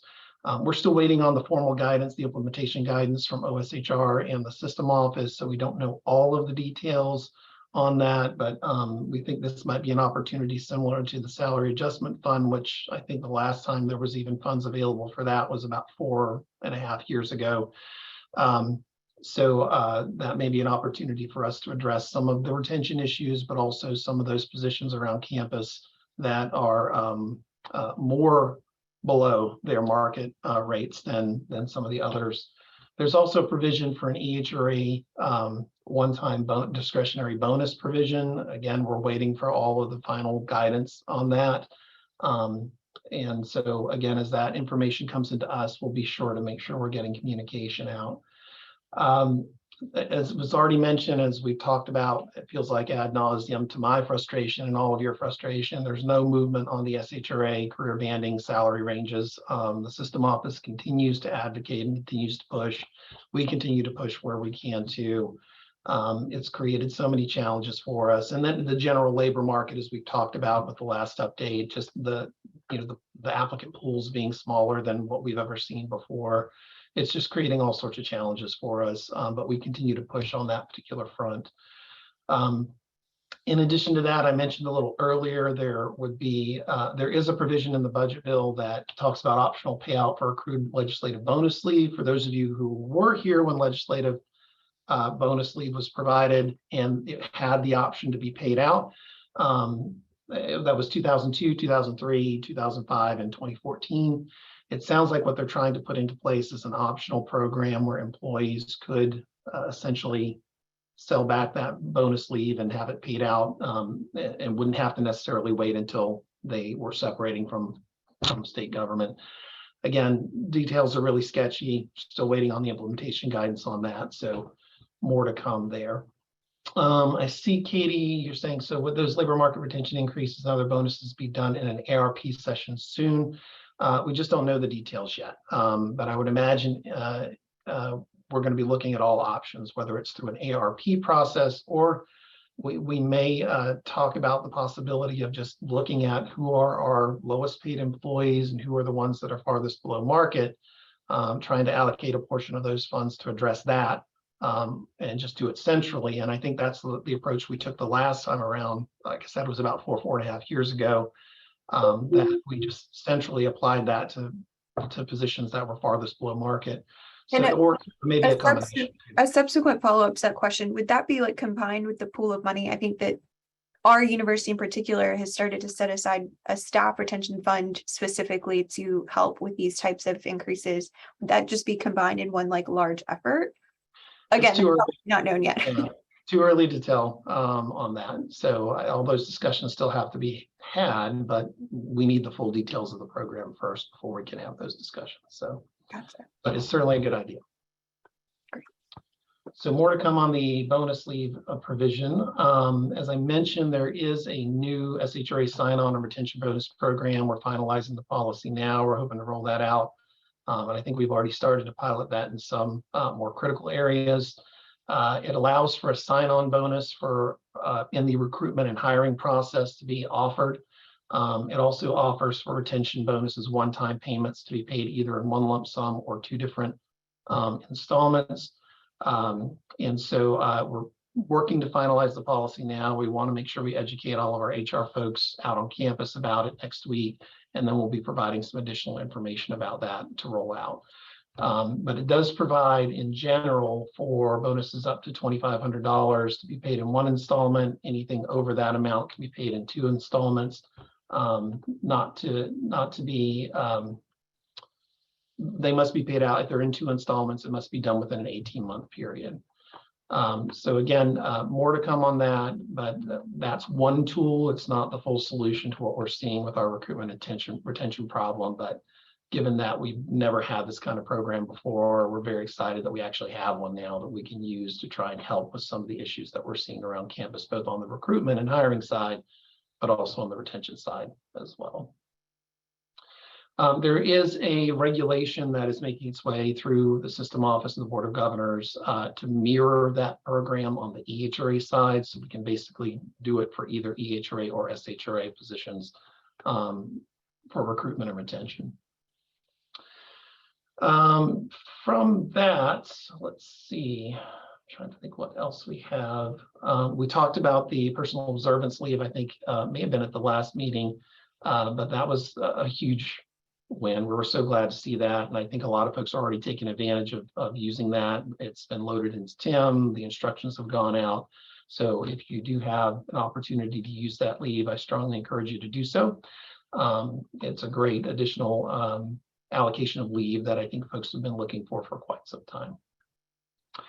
The other piece that's pretty big news that you probably heard about is the end of the public health emergency as declared by the governor's office.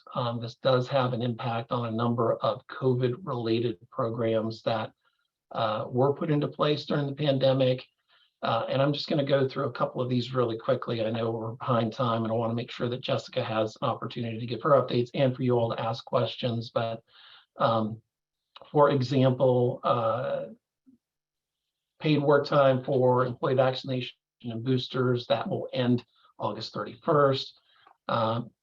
Leave, COVID-19 paid administrative leave for vaccination of adverse reactions to vaccination also will end as of August 31st. the COVID-19 leave bank allocations, the authorization to use those will end August 15th. There were some other provisions that allowed for us to be able to extend temporary appointments without having folks take their 31-day breaks during the COVID pandemic. That will be ending in September. The good news is we've been working with campus units for the better part of the last year because we knew that that was coming.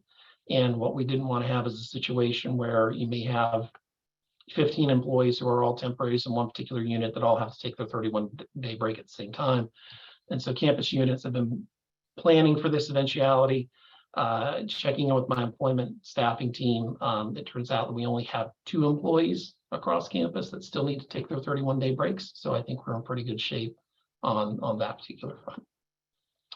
So again, there are a number of other things that are tied to the public health emergency declaration that now that it's ending, those will be ending as well. So let's see, will there be merit performance bonuses available for SHRA in addition to the sign-on and retention bonuses like there are for EHRA? There was no provision for that in the state budget this year. Does that mean if we have the COVID leave for the booster, we need to use it by 8/31? So the language in particular to the vaccination and boosters is employees must use their 8 hours of paid leave by March 23rd, 2023, or is forfeited. Employees can receive a credit of 8 hours of paid leave, prorated for part-time, for demonstrating they received at least one COVID-19 vaccination on or before August 31st, 2022. So that's the language from what we've received from the system office on that point. I'm happy to keep track of questions. I do want Jessica to have an opportunity to give her updates, so I'll keep an eye on the chat and try and address anything else. But Katie, if you want to give me the sign that we need to move on. No, we've got time. We're good. So any questions for Link before we move into Jessica's updates? I know that was a lot of information there. And I did pass along to the group slides that we got in staff assembly last week with some of those updates outlined from Office of State Human Resources folks. So that's also where you can find some of the information Link helpfully provided. Questions for Link?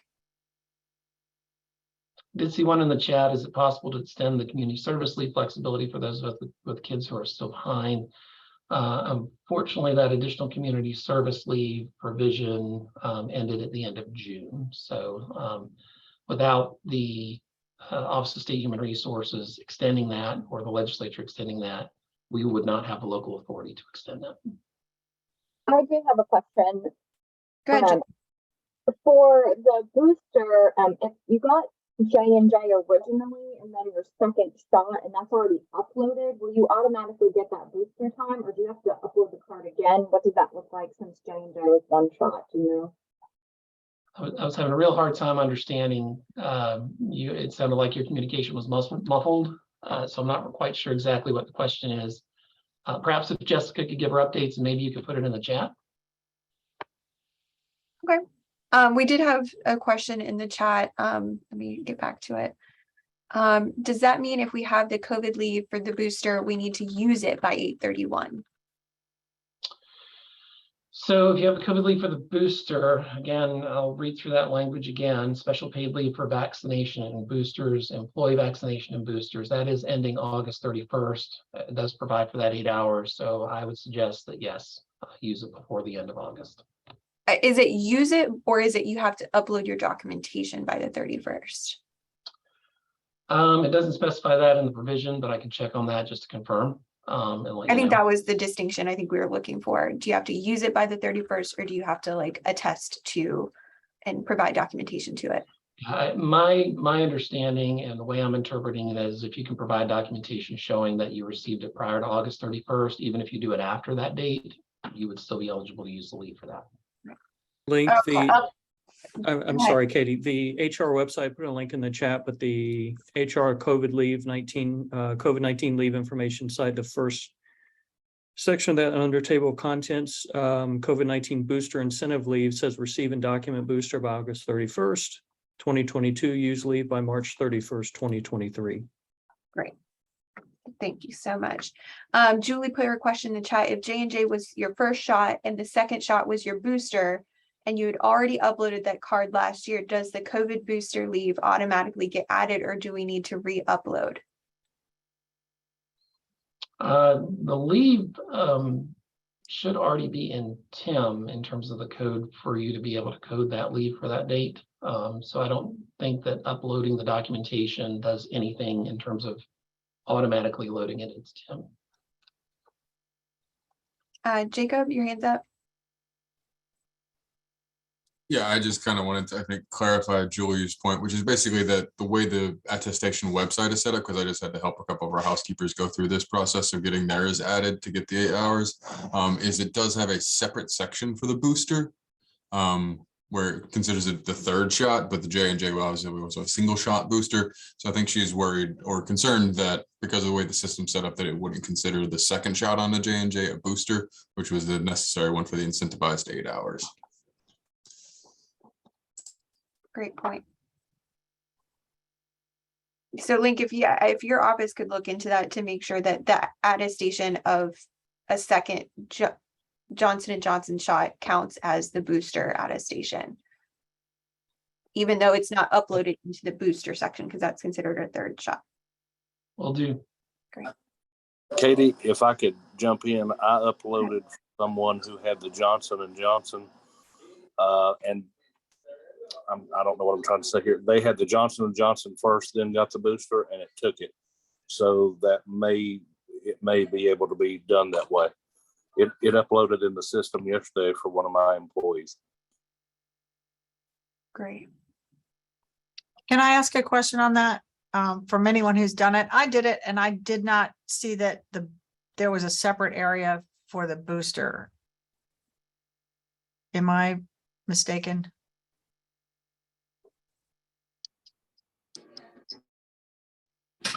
If I can say this, because I've done it for a lot of employees, if you've had the 3 or 4, or they just take the 3, the first 2, and then the booster, if you did Moderna or Pfizer, then there should be a place for all 3. If you click Johnson & Johnson on your first one, then it should just have a place for the booster.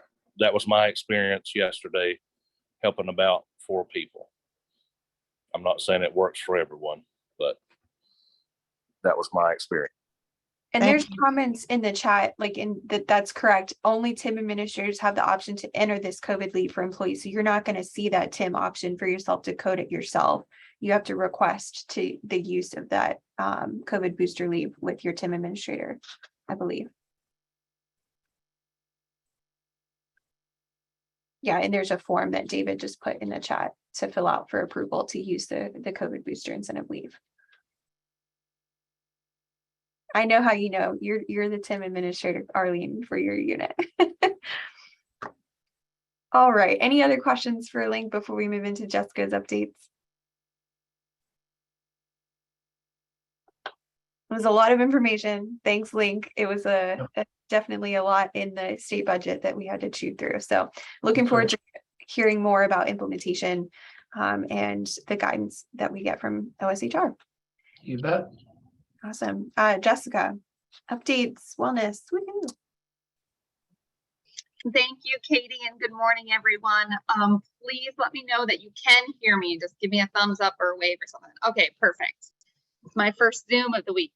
So it's been a while since I've seen you all in early June. So I just wanted to give you an update on how the summer went for our wellness webinars. We had 67 folks participated in the month of June and 57 in July.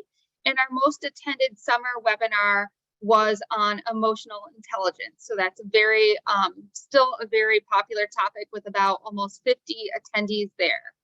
We are continuing our Wellness Wednesdays series next week. So on August 10th, we have our topic on self-care tips for managers. Again, all these sessions are between noon and 1. They run between 45 and 60 minutes during that lunchtime hour. On the 17th, we have a brand new topic titled Relaxation, Micro Moments and winding down techniques. So I'll be signing into that one to learn those. And then on the 24th, we're ending the month on the topic of resiliency and bouncing back after setback. One of the changes that we did this fall is that we did extend the registration for these webinars to be 24 hours in advance. Previously, they were 48 hours in advance, closing Monday at noon. Now registration will stay open in Carolina Talent until Tuesday at noon. So people can register for those up to 24 hours before the start of the program. And then since we're starting the new semester in academic year this month, I just wanted to remind you and let you know some things that are going on with our university and community partnerships. You're still going to have access to gentle yoga offered by the Gillings School of Global Public Health. That will be on Mondays and Wednesdays.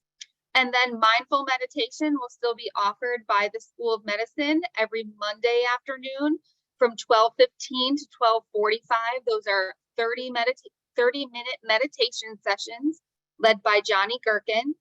And then we have Inhale Positivity, which is the end of the day meditation. It's a quick 15 minutes every Wednesday, Thursday, and Friday. And that's coordinated by Minu Tuhari from Mindful UNC. And then you also have available to you all the classes offered by UNC Wellness, whether you're a member of UNC Wellness or not. So there is a caregiver support group offered the third Wednesday of every month. That is a popular session. It is held from noon to 1:30 the third Wednesday of every month. All this can be found on our HR calendar. And then they offer topics every Tuesday. So on the 16th, they have a topic during the lunch hour from 12 to 1 on Eat Well, Age Well during menopause. So some food for thought. On the 23rd, they have an evening session at 6 o'clock to 6:45 on roll, releases, and relax. So some techniques to learn self-massage and different stretches to help you feel and move better. And on Tuesday, the 30th, from 12:15 to 1 p.m., they have a session on surviving and thriving through the tween and teen years to help tweens and teens navigate big emotions and challenging transitions. You also have available to you sessions offered by the State Office of Human Resources, and those are held monthly, the last Thursday of every month at 11:30 to 12:30. And this month's topic is on protein shakes and smoothies. So again, all of those sessions are on our HR events calendar at the bottom of our HR website. You can click on the view all events and get a calendar monthly view of those. When we had closed out our Miles for Wellness program last spring, I had announced that it would be starting later in August. They have changed that, so just save the date. The fall challenge will begin September 26th and run till November 20th. So take us right into the Thanksgiving holiday. But we'll have more details on the registration and share that with everybody in our September Work Well coming out right before the Labor Day holiday. Our Wellness Champions program will be starting later this month with our new recruits. So far, we have 8 new wellness champions joining the program, and registration is still open until August 12th. So if you know anyone and you can nominate someone as well, you can go on the Wellness Champions website and register them. Of course, we verify and always ask for manager's approval as well. And we had several interest sessions just explaining the ins and outs and basics of the program that we held in June and July. Our kudos this month goes out to the Gillings School of Global Public Health and all the great work that Rhoda Cherney and her co-champion Dashana Kabasan Hunt had accomplished. They've been a part of this program since the very beginning, but to no surprise, they're leading the work in wellness and have a well-established program and committee where they have lots of, she offers the gentle yoga sessions 2 or 3 times a week since the start of COVID and in person before So we're grateful for her. And then they have a lot of other programs with pet therapy and different virtual and in-person sessions that they do. So more will be reported on that in the work well coming out on Friday. And then our Fall Helping Heals registration is currently open. We're keeping that open till August 21st, while students may be adjusting their fall schedules. But again, that is paid for service and volunteer childcare, pet care, and senior care of all kinds. And that will be open until August 21st. And we'll have that up on our website by the end of the month. And then our discounts that we're highlighting this month, and you'll see these later in work well, is there is a new restaurant in town in Chapel Hill, the Alpaca Peruvian Charcoal Chicken, open on South Elliott Street, will be offering employees 10% off of in-dining meals. And then employees are receiving up to $36 off NC Courage women's soccer tickets on select games from August 13th through September 24th. So that is already on our website, and you will also be highlighted in the Work Well newsletter. Now, earlier in this meeting, I heard someone ask about some long-term care insurance, and I just wanted to let you know that there is a discount of 5% off of long-term care insurance that's offered through your Perks Connect discount program. That's a group that we partner with directly to bring discounts to you. So if you're not already a member, you can go and log on to perksconnection.com. The group code is Go Heals. All this information is on our discount page, just under benefits. Click on discounts and perks. And the group is called Perks Connection. So let me know if you have any questions. Thank you, Jessica. Questions about those wellness updates? And as always, if you send those to me, I will forward them on to the group for their reference. Perfect. Excellent. Well, thank you to both of you, all of our great HR partners on those amazing updates. And we look forward to working with you on more updates, because I'm sure we're still sifting through all of the legislative fun stuff in the budget and stuff. So thank you both, and we will move on to our consent agenda. Instead of spending time on committee reports, since we run over time a little bit, we will put those just in the consent agenda. If any committees would have burning updates and you want to pull your committee report, please speak now. Otherwise, if committee chairs want to just maybe put a plug for your upcoming meetings in the chat, that could be another option. Shayna, do you want to pull staff assembly? Just a very brief. Okay, we will pull staff assembly from the consent agenda. Anyone else have any burning updates that aren't kind of chat friendly? Okay, do I hear a motion to approve the consent agenda, including the June minutes sent out separately to the group? I so move. Second. Okay, all in favor? Aye. Aye. Aye. Aye. Aye. Aye. Aye. Aye. The chorus of ayes. Any opposed? Any abstain? All right, the consent agenda passes. Shayna, staff assembly updates. Hi, everybody. I just wanted to briefly let you know that staff assembly met on August 26th and 27th and passed the resolution to ask the Office of State Human Resources to support career banding during the transition, because we are going to a new system. Specifically in the resolution, we asked that the pay bands be increased, that that additional duties be able to be paid out, and even though they are not of higher level, and that there is a working group to be formed so that they can so feedback from folks with boots on the ground can be a part of the conversation about what the new system looks like. So pass the resolution. It's already been forwarded to President Hans. Excellent. Thanks, Shayna. And did you have another update for the group, non-staff assembly related, that you wanted to share? I do. So the annual employee forum pool party will be Sunday, August 14th this year, and I will send out the address in the listserv. Come one, come all. Y'all get excited. They're a good time. I'll be in New York. Shayna, how can you do this to me? I will never get my squid hat back again. Well, for those that are new to us, the employee forum pool parties at Shayna's fun pad are super awesome and a good time to come together as a community. Lots of shade for folks that like Keith out there that are averse to the sun. So yeah, come out and join us. Thank you for that, Shayna. Okay. Moving into new business, we have a proposed proclamation 22-01 regarding jobs versus Jackson Women's Health Organization.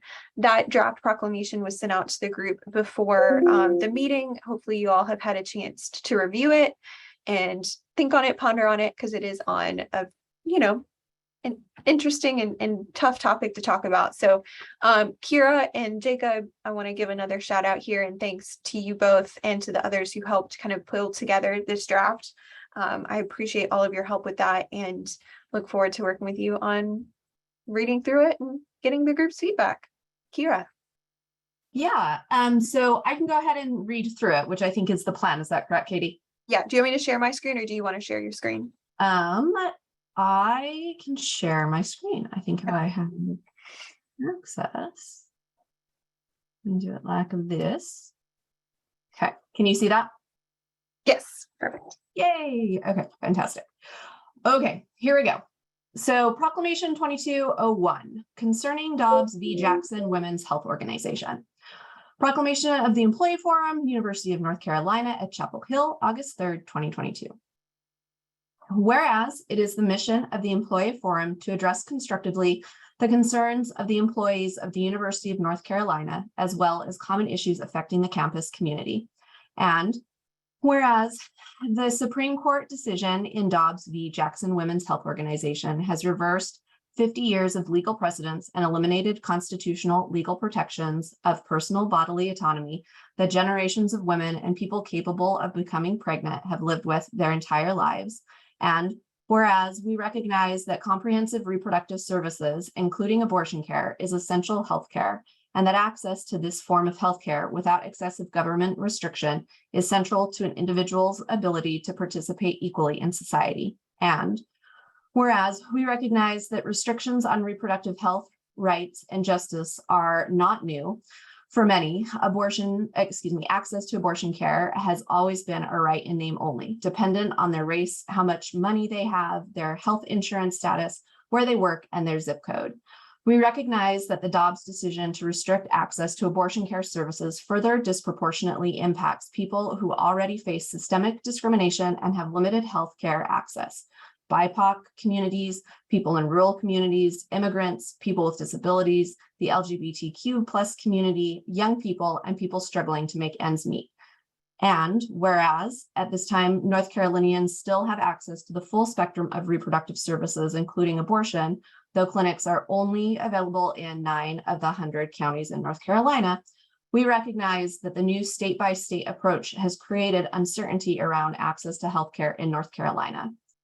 And whereas uncertainty surrounding reproductive health care may also impact the university's ability to recruit and retain talented staff, faculty, and students, and whereas this comes at a time when our campus community is without senior leadership at the Carolina Women's Center, and whereas we see and hear the confusion, fear, and anger and sorrow across campus, and recognize this is compounded by the ongoing pandemic, mental health crisis, and staff shortages.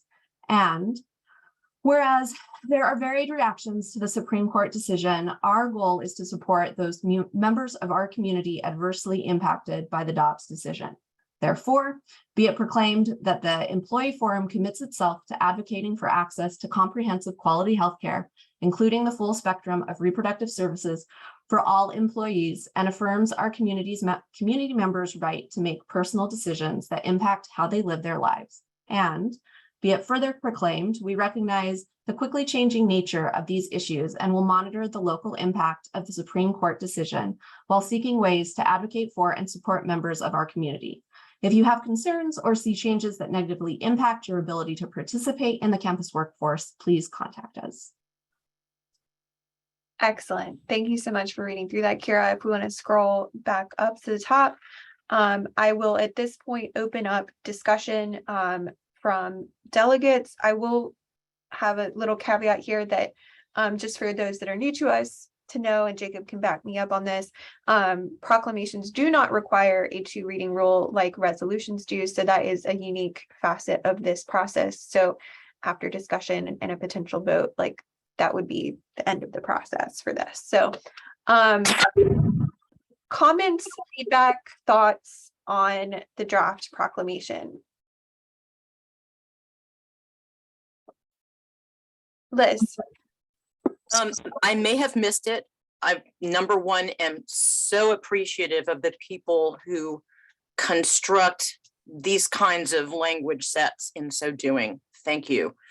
Did I miss something about this putting women's lives in jeopardy? We are hearing a lot about people with ectopic pregnancies, people with pregnancies, if continued, would jeopardize the life and the future fertility, reproductive choices of the mother.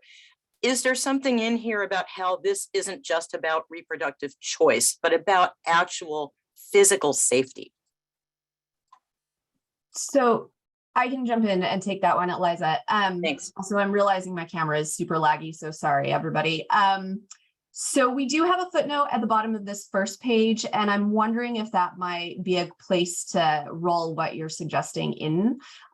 We did indicate that we recognize that this is not just impacting pregnant people or people capable of becoming pregnant, or specifically women who are pregnant, but that this is impacting access to medication as well that's used in medication abortion. Drugs that are used in medication abortion. There we go. I can do this. So it might be worth also indicating that there is that additional nuance that you're suggesting. Does that seem like a place where it could go, or other thoughts? It can go anywhere. And I worked for Planned Parenthood for years. You're doing a great job. But we absolutely, I'm not even getting into my thoughts as a Jewish related atheist on how these decisions coming down are religious based and violating those kinds of issues as well. I'm just going to stick to the fact that women are already dying, at risk of dying, and I do want some language about that in here. It's not just about choice.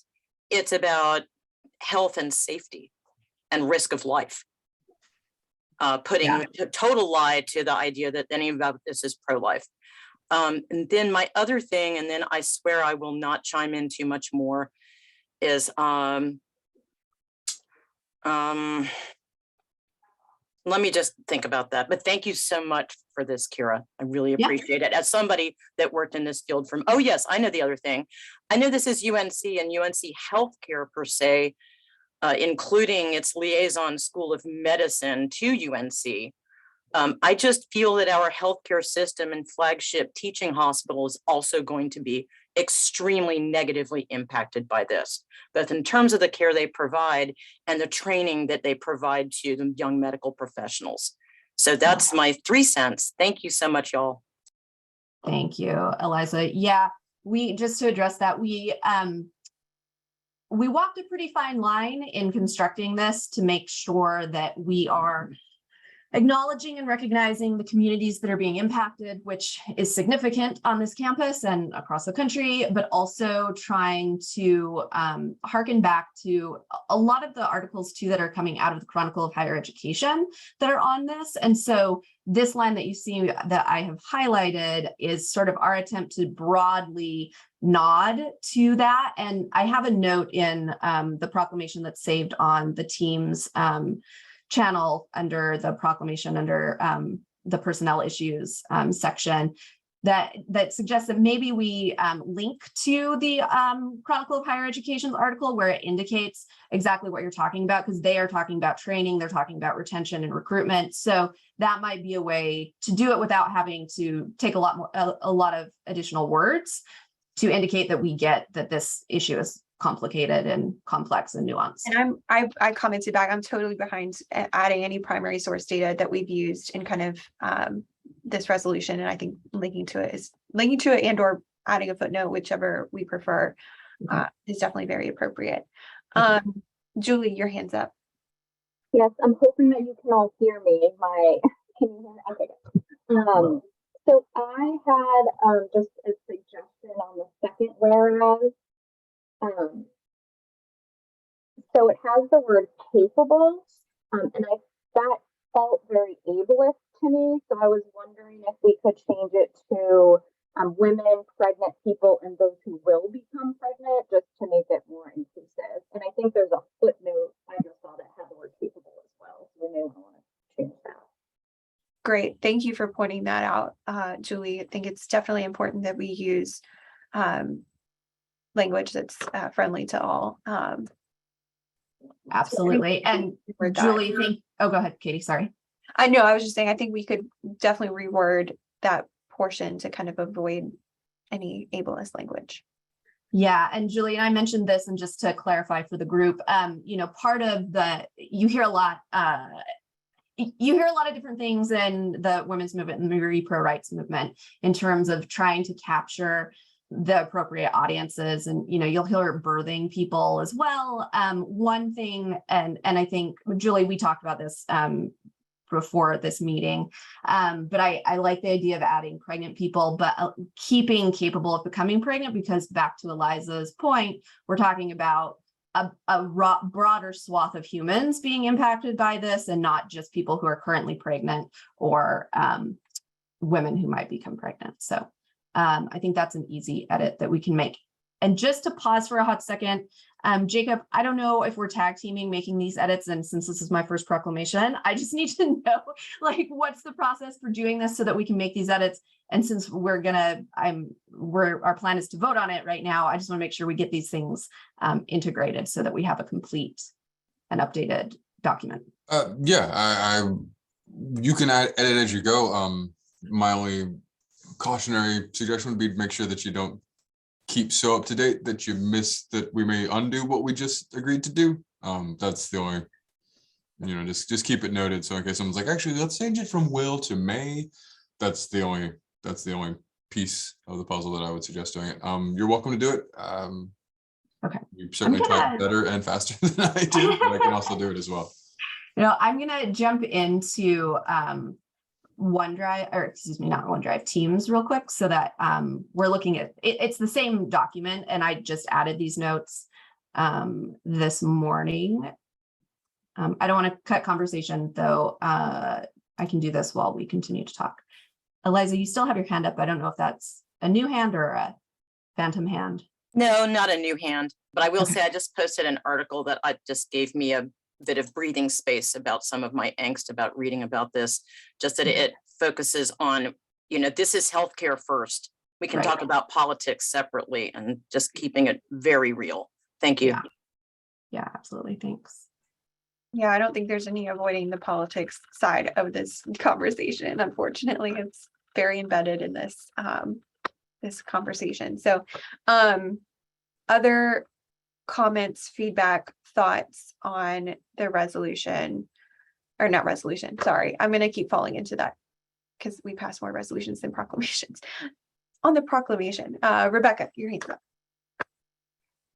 Probably going to end up jumping into something maybe some folks don't want to jump into, but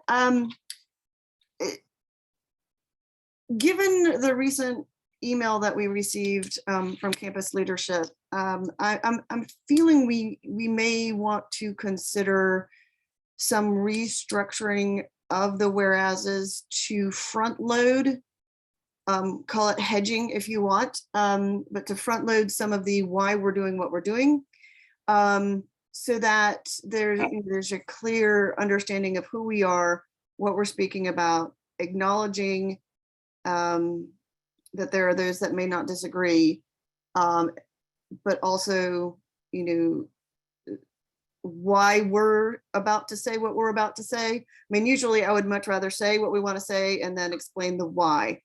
But with a lot of the things that are on that second page, you know, the part about the uncertainty surrounding reproductive health care, the varied reactions, hearing, seeing, confusion and anger, and the fact that we don't have somebody at the Carolina Women's Center. I think front loading those pieces gives some context for the proclamation that we're making that I think is very politically sensitive, and I think is necessary at this point with the way that I read the announcement from the Chancellor's office. There was a lot that wasn't said in that message, but that was hidden in that message. And to be honest with you, this proclamation was not on my mind when I was reading it, when I started reading the message from the Chancellor.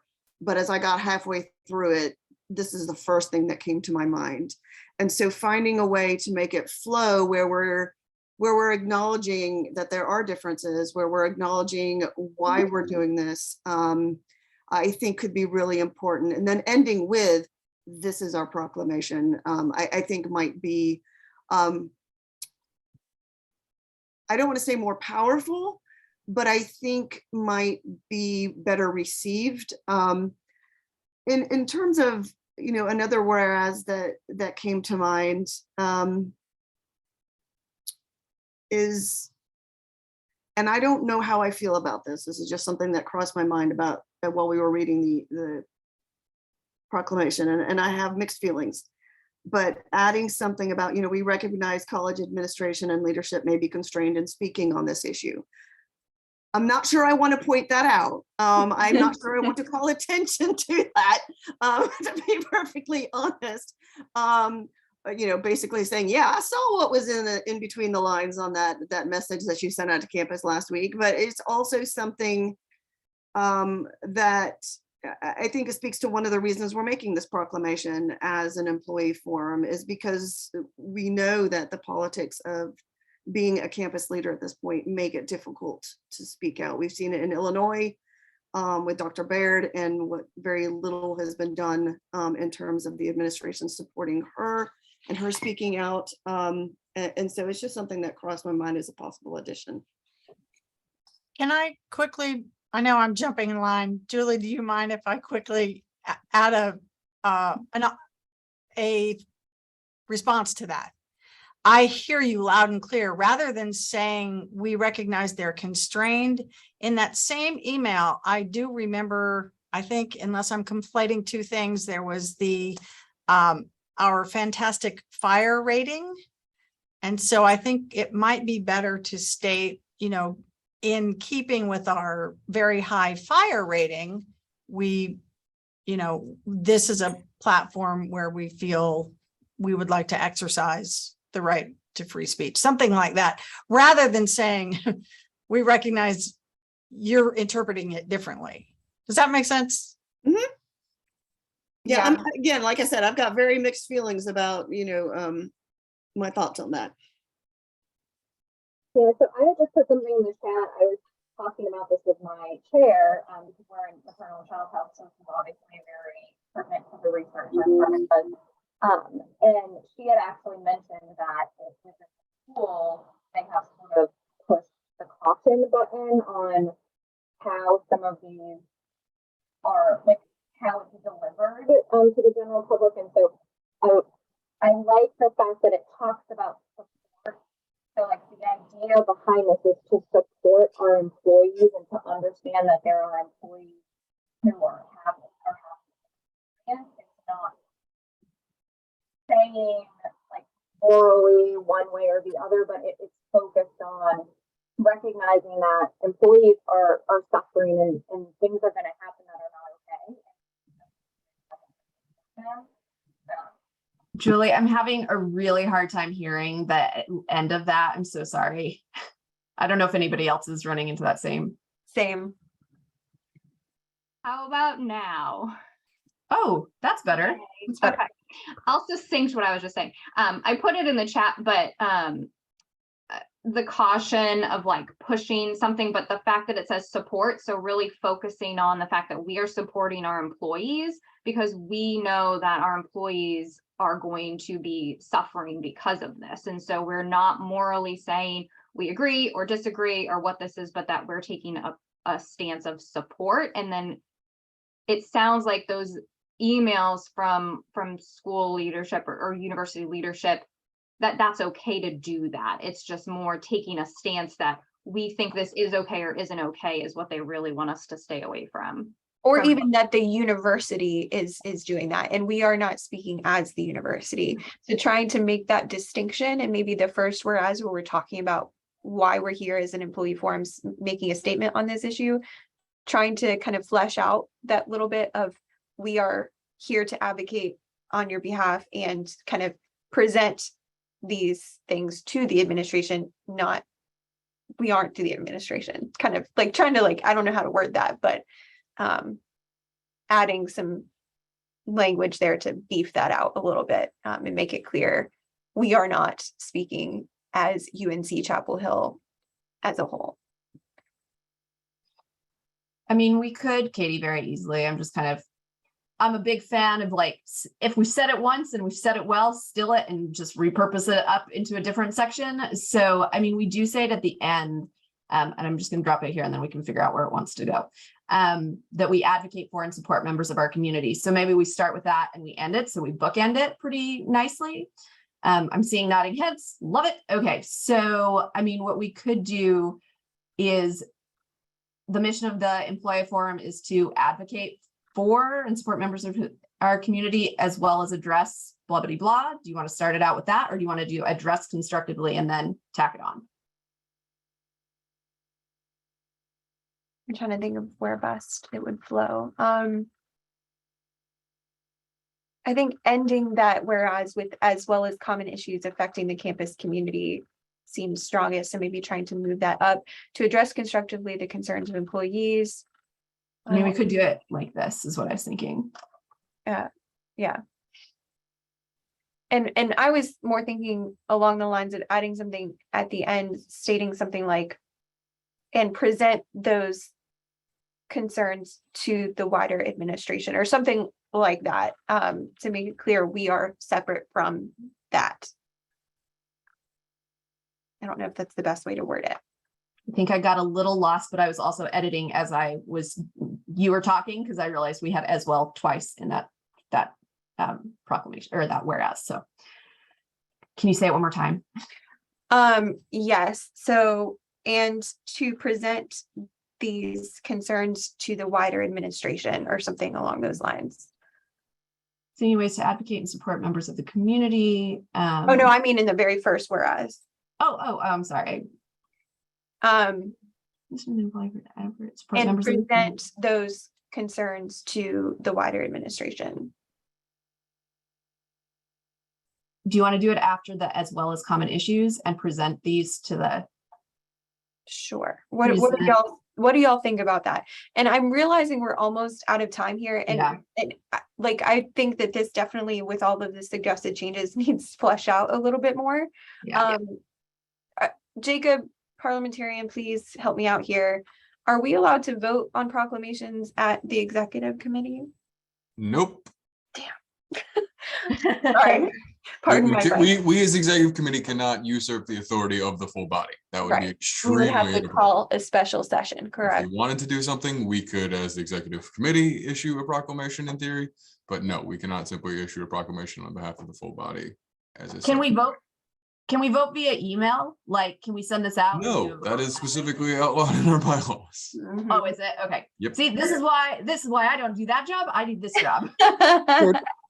Yeah, unfortunately, at this point, we're getting into so many edits that we are at a place. We are no longer in a single reading of this at this point. No, we are not in a place to vote on this with all of the changes that have been made. So I think a special session. I think we're kind of forced to do this in September, which is really unfortunate. I realize the time sensitive nature of making such a statement.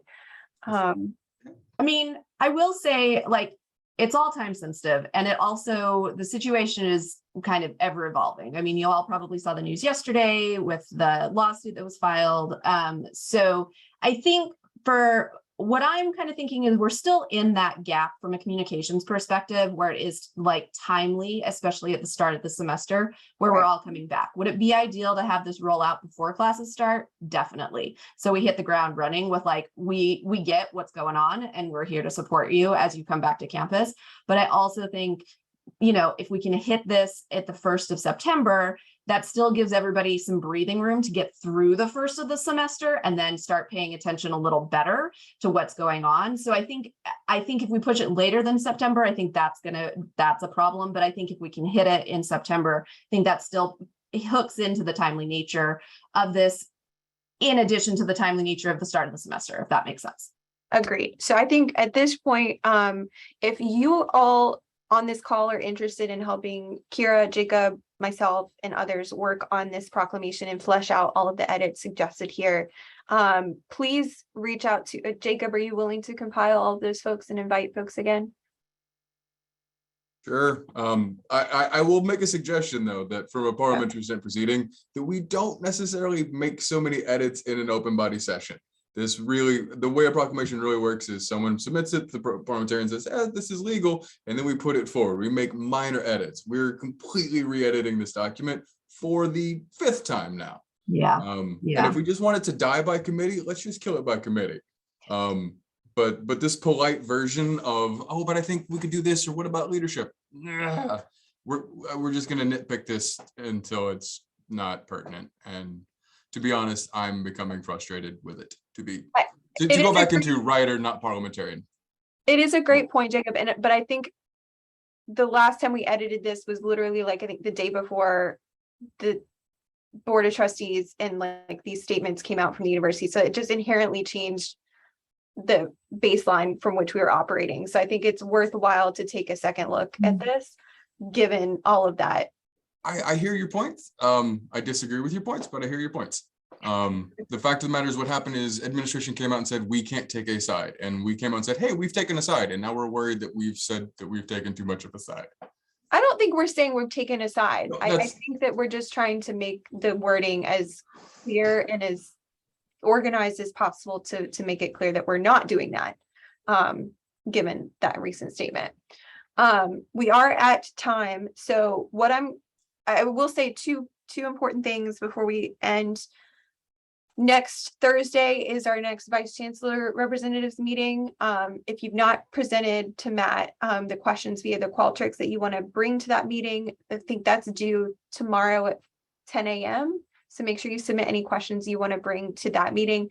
And then also, please just note our September full body meeting is September 14th, not September 7th. We're avoiding Labor Day week. So those two things. Do I hear a motion to adjourn? So moved. Darlene, I second. Thank you all for your help today. This is great conversation, and we'll continue the conversation moving forward. Awesome. Thank you all. Guys. Thank you.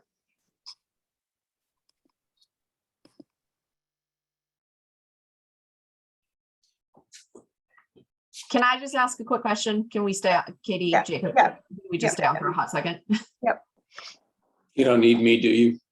No, David, thank you so much for your help captioning today. Oh, you're welcome. You Challenging. can also stop the recording, Stop Katie, recording, if the meeting's also done. See you next month.